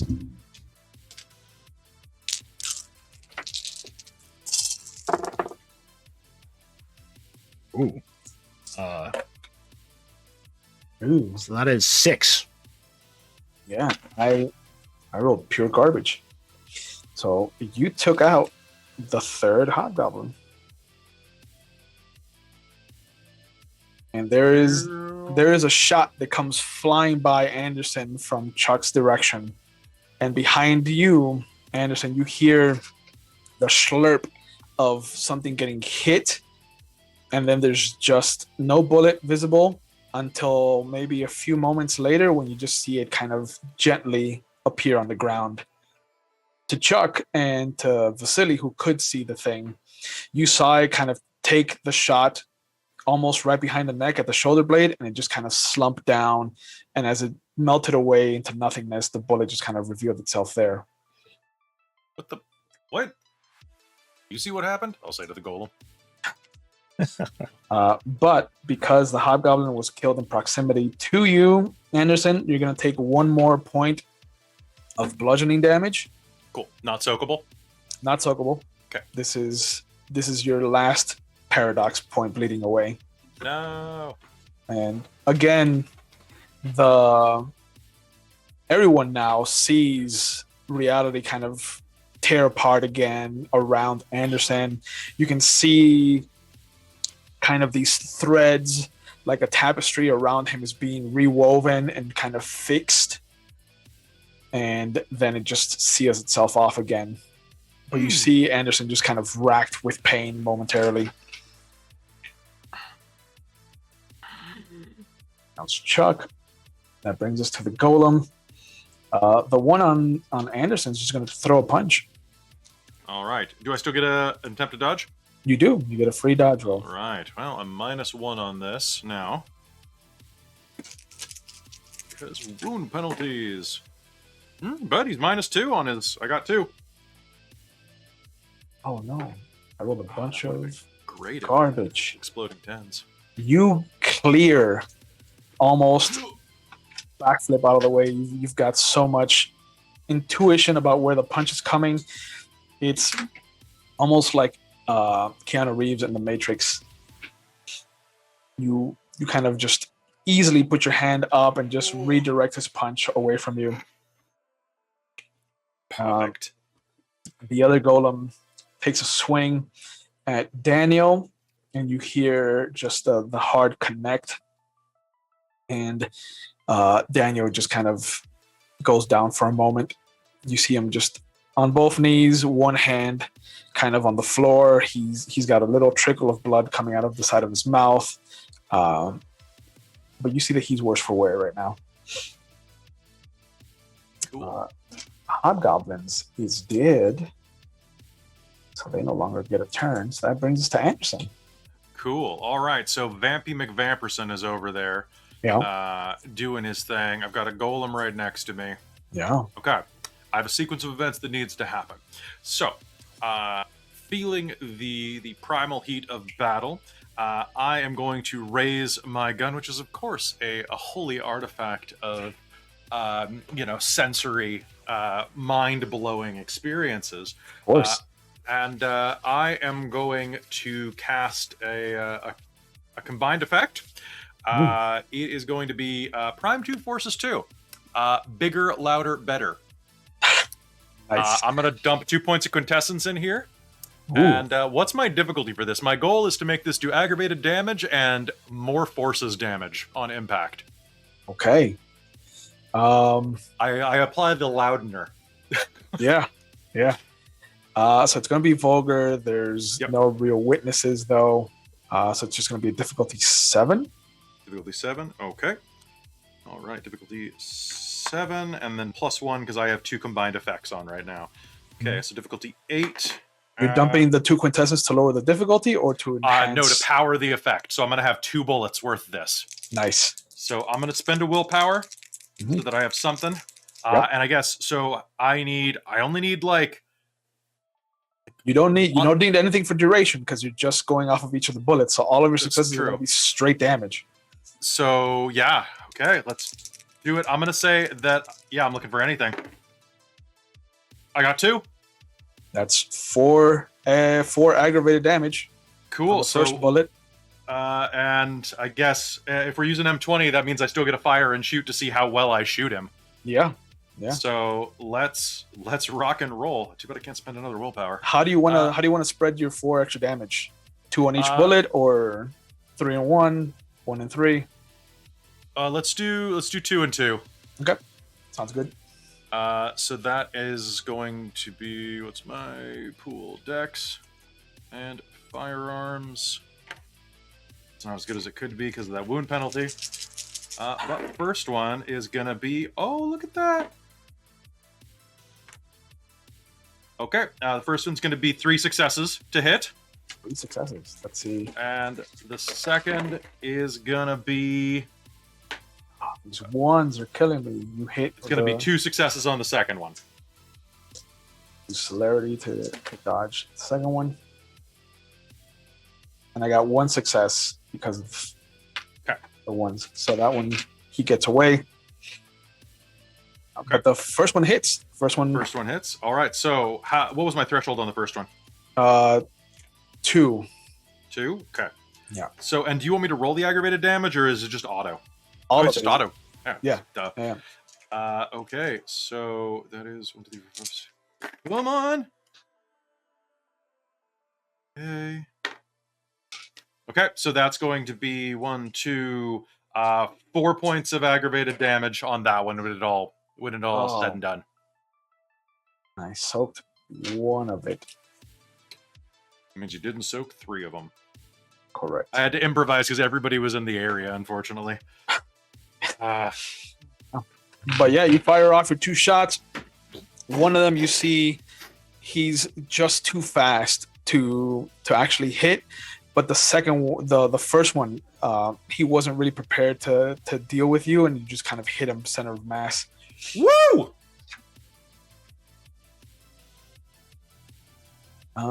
His turn. Uh-oh. Yeah. Blood rip. He's gonna use. I wipe my ass with your book. I got nothing else. Let's do it. Yeah. That'll tell him. That'll teach him. That'll teach him.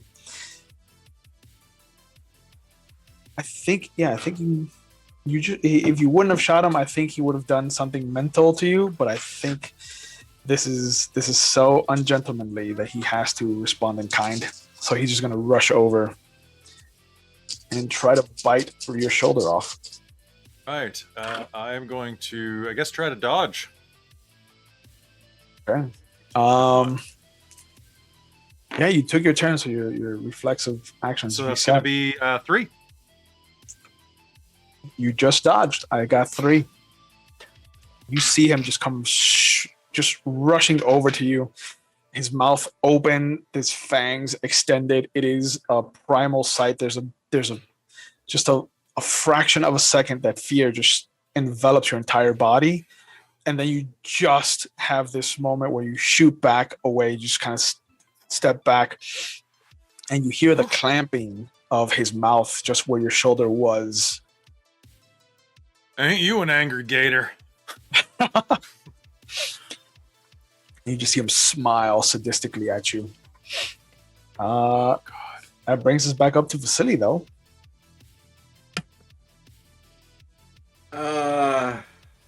How much do I like Anderson? The eternal debate. What other threats are immediately around me, or is it just I'm just fine. super vampire? I'm fine. There are 2 other golems that are around. One of them is beating on Daniel. The other one is around Anderson. And then there's just a vampire that's there. Well, Daniel, I couldn't give a fuck about. Tell us how you really feel. Well, you know, he's hoarding the space drugs, and B, he comes off as just this complete pompous ass as far as Vasily's concerned. Mhm. So, but Anderson's cool people. He's had some drinks. He's been a chill guy. He's definitely not a narc. So I'm gonna take a shot at the golem that's about to pummel Anderson. Okay. Roll your dex and firearms. Same thing, called shot for the rune area. Yeah, okay. So you know it raises your difficulty up to 5.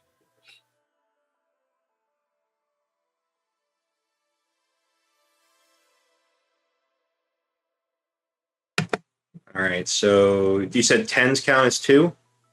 If you have a All specialty. right, so I do not have a specialty. So so that just one would be success. that'd be 2 successes to hit.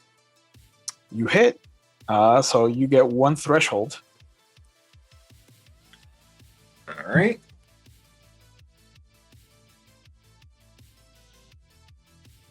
Just takes a shot, kind of looks up at you. That would be 5. 5. I'm sorry, I forgot my threshold's lower for damage too. 6. 6. That's what I'm more inclined. Yeah. He drops because of the previous damage he had. You just see again the same thing that happened outside happens here. There's just a kind of clean slug-shaped hole on one side, where the glyph would be, and then just this open crater of clay and wood and steel on the other side, and just collapses forward almost onto Anderson. Like it just kind of slumps onto him, and just have to push him aside.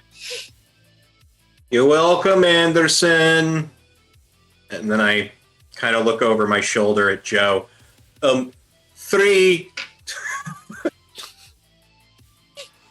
She flicks you off as she goes running back into the hotel, almost a little faster than you would imagine a regular human running, and she just comes over and just clocks the golem on top of Daniel. And you see the head shake so violently that the entire bit of wax that was on it just kind of slams against the counter, the courtesy counter, where Chuck had been hiding previously. And all that's left is just the kind of skeletal structure of the head itself. And you can see that there is a piece of paper kind of sticking out of its mouth, but it's still kind of acting. I'll eat it later. I'll snort it later, he says. The golem turns to Joe and takes a swing, but she easily bats it away. You see Daniel use the blood that he's kind of been bleeding, and he starts to design something on the floor in front of him.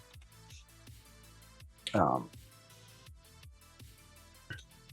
going to bring us back to Anderson. All right, so this dude's right in front of me. Oh, I think Chuck got missed. Touche. I apologize. Oh, no worries. No. I was like, we got to Camouflage Anderson really techniques, quick. flawless. Yeah, I was like, we got to Anderson real Arcane. quick. I'm fine with that. Go ahead, Chuck. What do you want to do? All right. So the vampire is basically standing over Anderson at the moment, and it, using whatever vampiric, that whole, super speed thing, that must require a lot of footwork, right? Must. So Chuck's actually going to run over to that little tray, like trolley tray thing that was sitting nearby. Yeah. And I'm going to grab the serving tray off of it, and I'm going to slide the serving tray underneath his feet.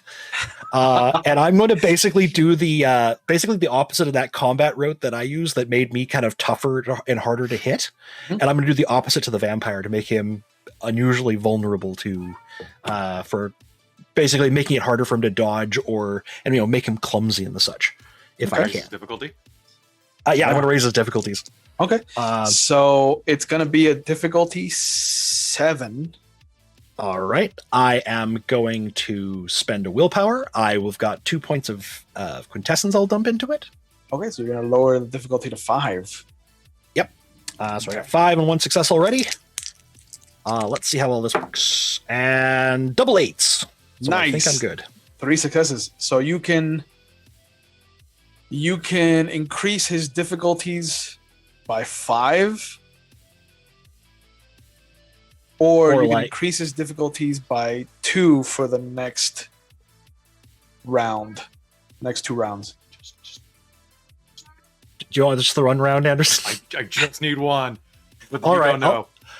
No, that's fine. That's fine. I'll go -5. I was going to pop him as well, so I'll go with the -5.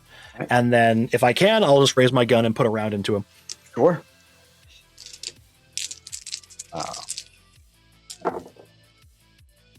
And that is 4 successes on that one. 4 successes.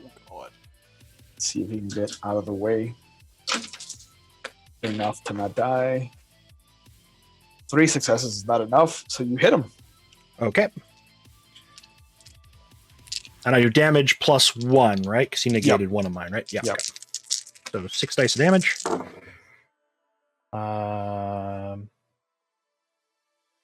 1, 2, 3, 4, 5. Okay. The hitting effect reduces for damage as well, right? Yep. Yeah. So I got 5. Only soaks 3.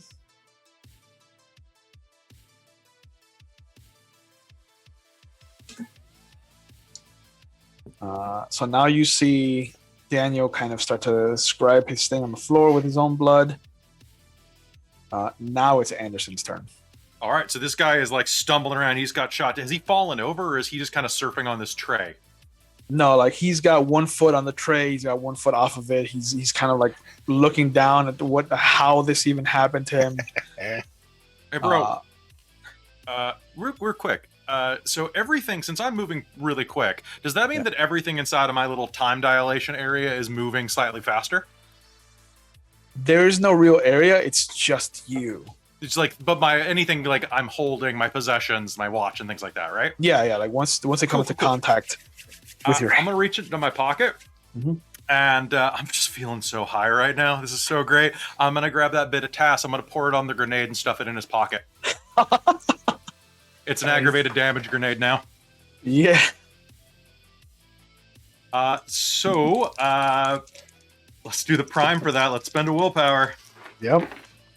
And I've got 1 success with the willpower. Okay. So let's have you do a dex and athletics to try and stuff it in his pants, and I will definitely use up one of my celerity to get out of this way.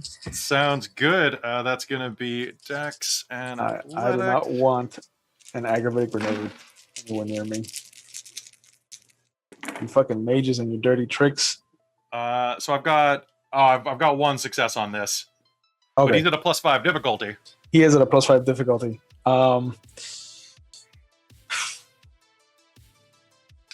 So even with my 2 9s, I don't have enough to get out of there. So you do stuff the grenade into his pants. And I'll say hi to the universe for me. I'm gonna spend my second action running away. Looks like I'm gonna have to jump. Make another dex and athletics to clear the turned over tables or couches that you're kind of Yes, please. Yes, please. running behind. Okay, so that was dex 3. I've dodged 2, so I got 4 dice. And I've got 4 successes. Nice. So in true superhero fashion of the 80s kind of cop movies, you give some quirky one-liner like, it's just been revoked, and you pull the pin and run, clear the couch. It comes back to Vasily's turn.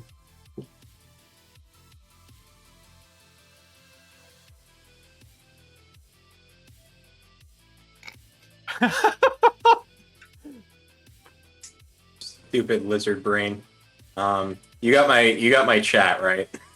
No, I haven't been paying attention. Okay. I apologize. All right, so vampire is still left. All the golems have been dropped. A grenade just went in someone's pants. Mm-hmm. It's about to go off. I mean, there's really not a lot I need to do right now. Sure. So let's conserve my ammo, and I will. I'll just conserve my ammo. I'll take a few steps back, and I'll watch the fun. Okay. Of course, it'd be hilarious if the vampire realized he's about to blow up, and then he just spear tackles Anderson, so they could both die together. He could try. Although, to be By the fair, way, Anderson's very nimble. To be fair, since the grenade was in my possession and I did it on my first round of combat, technically 2 rounds of combat have passed in that one round. technically. So I cooked the grenade with time magic. Yeah. It'll go off before it gets to you again, so don't worry. Yay! And then before it ever gets to him, so. But it brings us to Chuck then.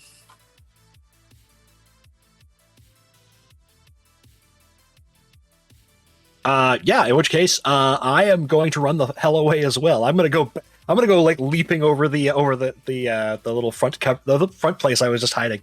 Okay. And I'll throw myself behind that thing again. Sure. The third golem has no idea what's about to happen to him. He's just kind of sitting there. Joe will pull Daniel aside and kind of meet you back behind the thing.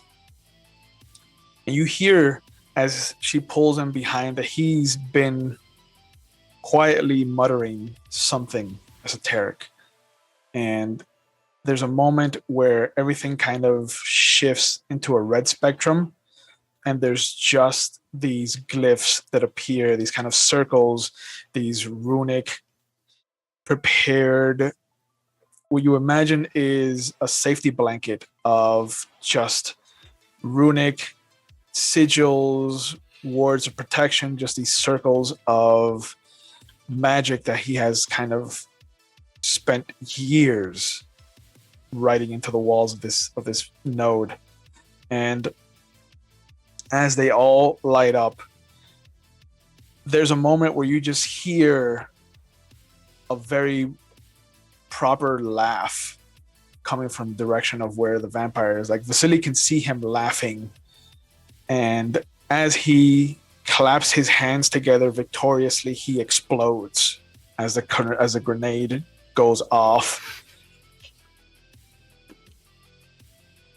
I'm expecting like Sam Raimi levels of blood coming out of this guy, just like ridiculous, like fire hosing it. There is a cylinder of just red that extends outward in about, I would say, 16 feet of radius from where he was standing, of just guts and blood and viscera.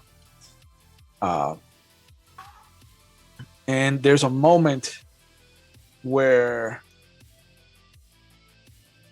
glass starts to fall, the pieces of furniture kind of start to come to a rest from being blown away and kind of falling and just being destroyed. There's debris everywhere. And after a moment, all of the sigils, all of the circles, all of the magic that Daniel has spent years kind of writing into this building to protect it, you see it all fade away. And as it does, that little voice inside your head, that little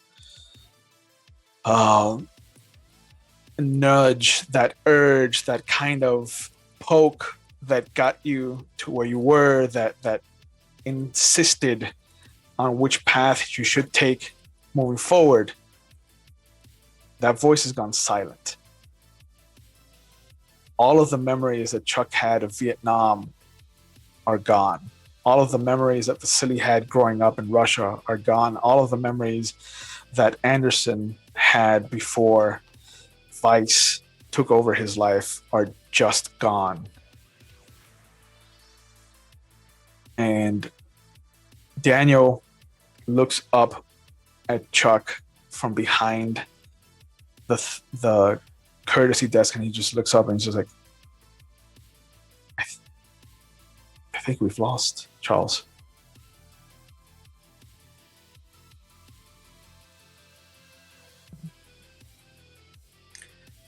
Does Vasily remember all of his other stuff? Like the drug use, yes, all of it is still there. Well, I mean, the whole Vasily still being a, wizard, drug dealer, kingpin, the guy.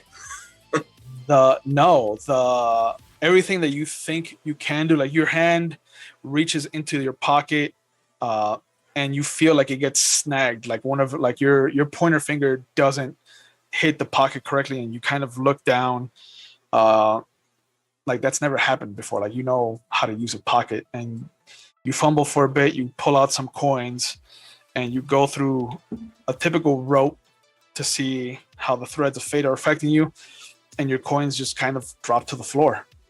They roll away from you. There's no rhyme or reason to it, and there's no visible threading that you can call on.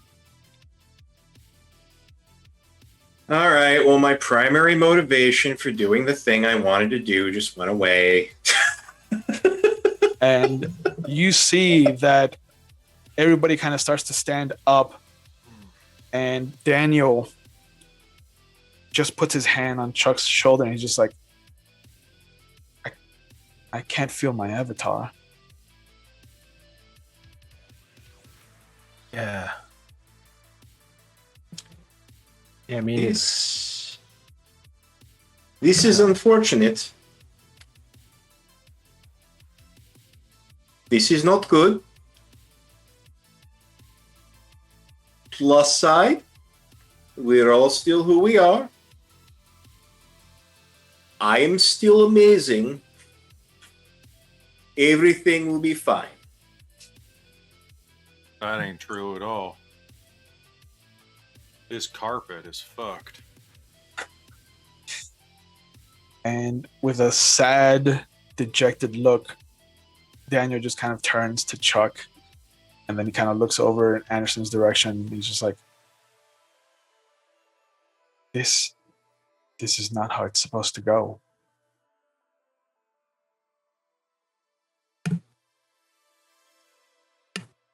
How was it supposed to go? And you see him kind of step out. He's kind of struggling to keep himself standing with a cane. And then he just kind of like looks out at the damage that's been done to this place, and he just looks back at you. He's like, I didn't want this to happen. Wait. He that fucking thing didn't do shit, did he?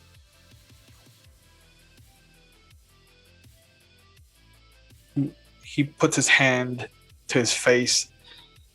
He's just like, this must have been his plan all along.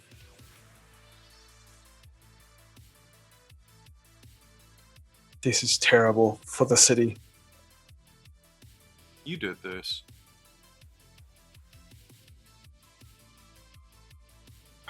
Byron. I was activating the wards. I was activating the seals. I wanted to make sure the node was protected above all else.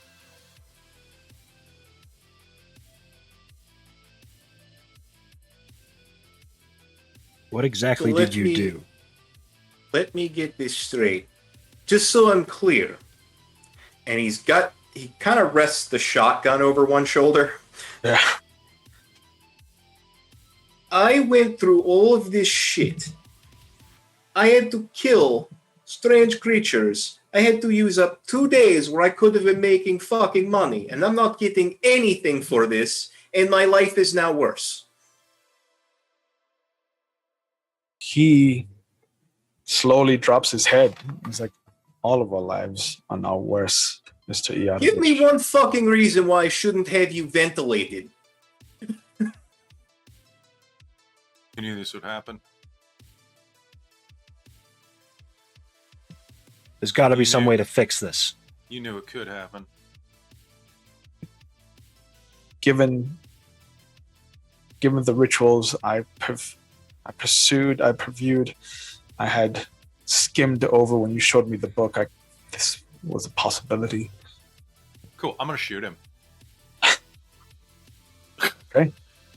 I think Anderson's having a complete nervous breakdown internally right now, and I think my fanatic nature is going to follow through in this. Yeah, and I think that seeing him raise a gun towards Daniel, I suddenly think that he's on the same page I am, and I turn and shoot Joe. Okay. Oh, let's turn into Sicario. Oh God! And I think I'm going to shoot Anderson because he's the only one who might know how to fix the fucking shit. Yeah. Yeah. Oh, for fuck's sake! So All right, let's do it. Okay. Also, one more thing, I'm also going to shout now Okay. at the top of my lungs. And as this is about to turn into an ending of a Michael Bay movie, I think this is a good time to call this whole miniseries right here. Can we just Fantastic. say it ends in a? Can we please have that it ends in a bloodbath moment? Oh yeah, there is Okay. a Quentin Tarantino Reservoir Oh, Dogs ending. Yeah. There's like some opera music or something. You know what? No. You know what's playing, Will? Or what's playing in the background right now? You know what? Just as a juxtaposition to everything that's going on right now, somewhere, some radio is playing Journey's Wheel in the Sky. Yeah. Yes. I was thinking it was opera, but no, it's Wheel in the. You're not here, I win my love. Yep. And as this Don't has stop been believing. such a fun ride, I think this is a good place to end this chapter. I want to thank everybody for tuning in. I want to thank the McStabbers for letting me run this and seeing if Mage is actually a fun game to play, which I think it is. It is a fun game, and you have managed to restore my faith in Mage as being a game that won't lead to trauma or sadness or any of that other stuff. I had an amazing time. This wasn't traumatic for you? No, compared to my other Mage games, no, this isn't traumatic at all. Okay. There's actually someone in the chat right now that knows what I went through, and yeah, that's yeah. I'm glad that I could wash the bad taste out of your mouth. As always, please, if you can, subscribe to the channel. They're doing some great things. There's a werewolf game that I know one of the players is in, and he's just doing some strange things with a tribe that isn't normally played or is seen through the lens of like stereotypes. So take a chance. Did you just humble brag? Shut up. But I'd like to thank Shanky McStabber, Relin McStabber, please, and thank you for this opportunity. I've loved every moment of it. I want to thank the three of you for being a part of this mad fever dream. I had an idea, and I was like, you know what? No one's going to see this coming. So I hope it was a bit of a surprise for everybody. Yeah, that was good. That was good, dude. And I want to give all of you a chance to shout out whatever you're doing before I kind of touch on a subject that's near and dear to me. So let's go over to Ben. You got anything? I'm aside from struggling with crippling depression and being in the Blades of the Dark game once a month, I don't really have anything going on. So if you have a stream and you need Chaos Incarnate, I will be your PC. This is my shill. Just putting it out there. Shilling. I shill like the McStabber shill for Blood on the Clock Tower. I am shilling for that's just Shanky on TV. That's just Shanky though. It is just Shanky. But that's all I got going on. So let's turn it over to Dork Tales, who I know has a lot going on. And is awesome. Kelly, please let us know. It has been fantastic playing with all of you, except for James. I'm used to playing with James because James is like one of my longtime players. It's always fun. Good synchronization there, buddy. That was fun. Fantastic playing another game under Ravenous Archon after the World War II thing that was a few months ago. That was really good, and it's been fantastic dealing with you, Reverend Ben Powers. It's been a lot of fun. So I'm Kelly. Thank you so much. You're very welcome, man. It's really nice to get to know you. Likewise. So I'm the host and storyteller, DM, like forever chair guy over at twitch.tv/dorktales or youtube.com/dorktales. 1 week from today, actually, I was really lucky that the way of the scheduling, because my Mage the Ascension game over on Dorktales, which is a fully costumed Victorian era game, begins next Saturday at 7 p.m. Pacific. So it'll be a little later than this one. Definitely come. The cast is amazing. 4 lovely femme people who are going to be playing in the Victorian era, and we also do a lot of D&D, and we're moving back into World of Darkness because it's what I cut my teeth on, and I'm really excited to do that. And you get to see more of James because he's in a Deadlands game that's coming up. Yeah, it's gonna be fun. Nice. Deadlands. Yeah. Okay, just thought that's what I heard. Yeah. I didn't get an invitation either, bro. So don't worry. James, do you have anything you want to plug before I go into? Oh, not really. You're pretty much, if you're interested in following up with me at all, I pretty much just hang out over at Dorktales. I do some art stuff over there for them. I'm on stream occasionally, and yeah, just have some fun. It's not some art. You do amazing maps for the D&D content. I'm still very much developing my skills, but I've seen some of them. I've seen some of them. They're good. really good. Like they're really good. He also does some streaming on his own channel. Go find him. Yeah. Just a little bit. The Mobile Suit I Gundam feel game like- that you were playing, you got to get back into. Oh yes, the mech game. Yeah, Yeah. I was But- BattleTech. Yeah. Yeah, but I want to again thank the McStabber Studios for allowing me to run this. And because we are set in 1984 Miami, I would be remiss if I didn't bring attention to the situation happening in Cuba right now. If you can just understand that this is not a plea for you to kind of reach out and help. Just if you have the means, please follow the hashtag SOS Cuba for any relevant information, and so you can see the firsthand accounts of the outrage that's happening out there. Jose Marti, which is a Cuban poet and philosopher and professor who was a published national hero, once wrote, "Only tyranny fears the full expression of liberty." And that is visible in what's happening in Cuba right now. And given that it's 90 miles away from where this game was taking place, I feel like it is so important to see what is happening and how kind of history is repeating itself, as it happened when Batista was kind of deposed and Fidel Castro kind of rose up. But just be aware that Fidel Castro is not a hero. Che Guevara is not a hero. These are people that I have grown up with horror stories of, and every time that a friend of mine ever wore a shirt with that kind of the face of Che Guevara, I always chastise them, and I always kind of let them know that they were wearing the face of a murderer and just a complete and utter scumbag. And I hope that if you can, again, please understand that if you have the means, I would recommend that you kind of check out what's going on there and help out if you can, because people need help.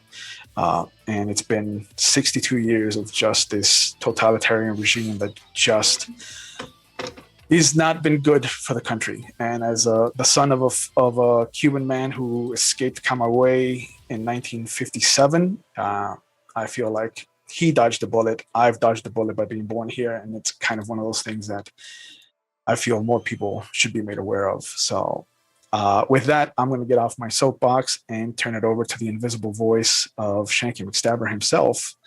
And he can tell you all the pertinent information that happens at the end of the streams. Yep, Shanky here. I am the disembodied voice that's not on camera. Everyone, so you know, here at McStabber Studios, bits and donations go to the players in the stream, not to the studio.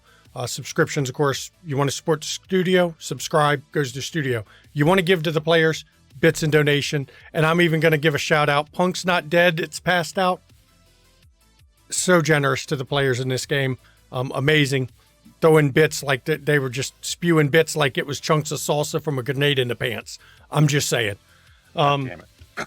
So if you want to give to the players, go ahead. We don't require it, but it's just a way to show thanks. The schedule this week, tomorrow, 5 p.m. Eastern, Windy City After Dark. It's our Vampire the Masquerade stream, and we're almost done season 3, and shit is getting crazy.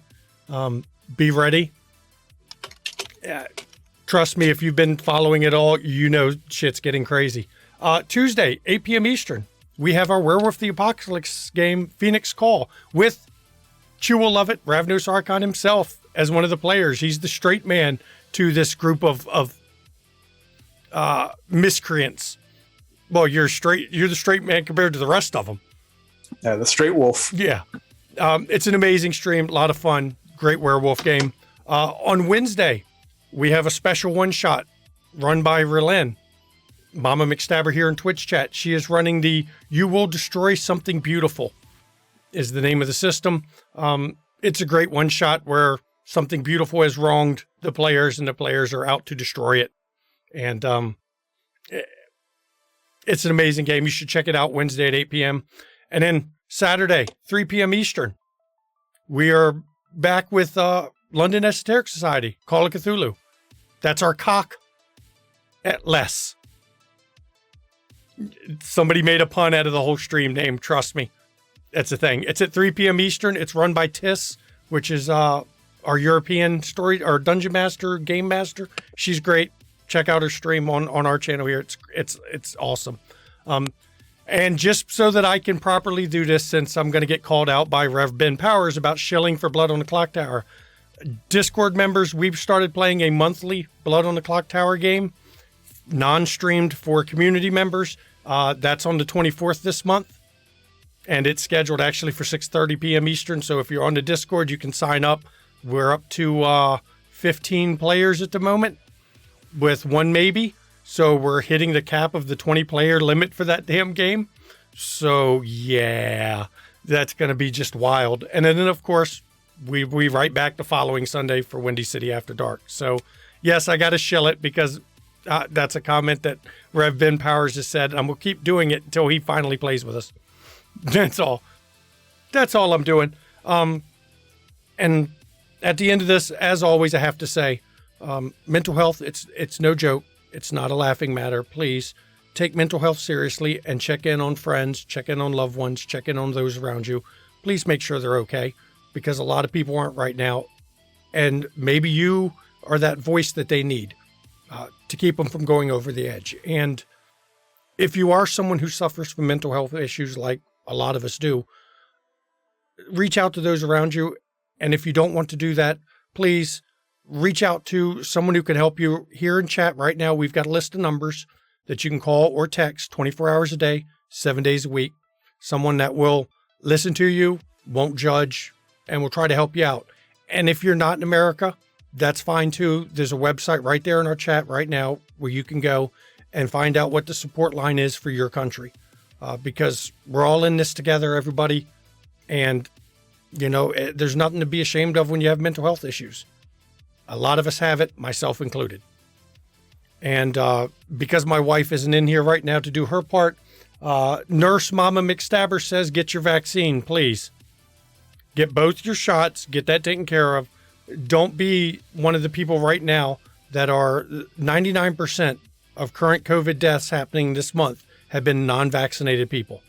So if you want to know whether it works or not, it's all the non-vaccinated. 99% of the non-vaccinated are the non-vaccinated. So don't be on that. And I'd like to thank this cast and Ravnos Archon for doing this. There was a number of people on the Discord who wanted to see Mage, but I don't do Mage, and he was kind enough to devote his time to do it. So I thank you, and thank you. I finally got to meet Kelly from Dork Tales. Good to meet you. It's good to meet all these people. It was a great cast, and I thank you for coming. And good night, everybody. Hi, guys. Have a good one. Thank you so much.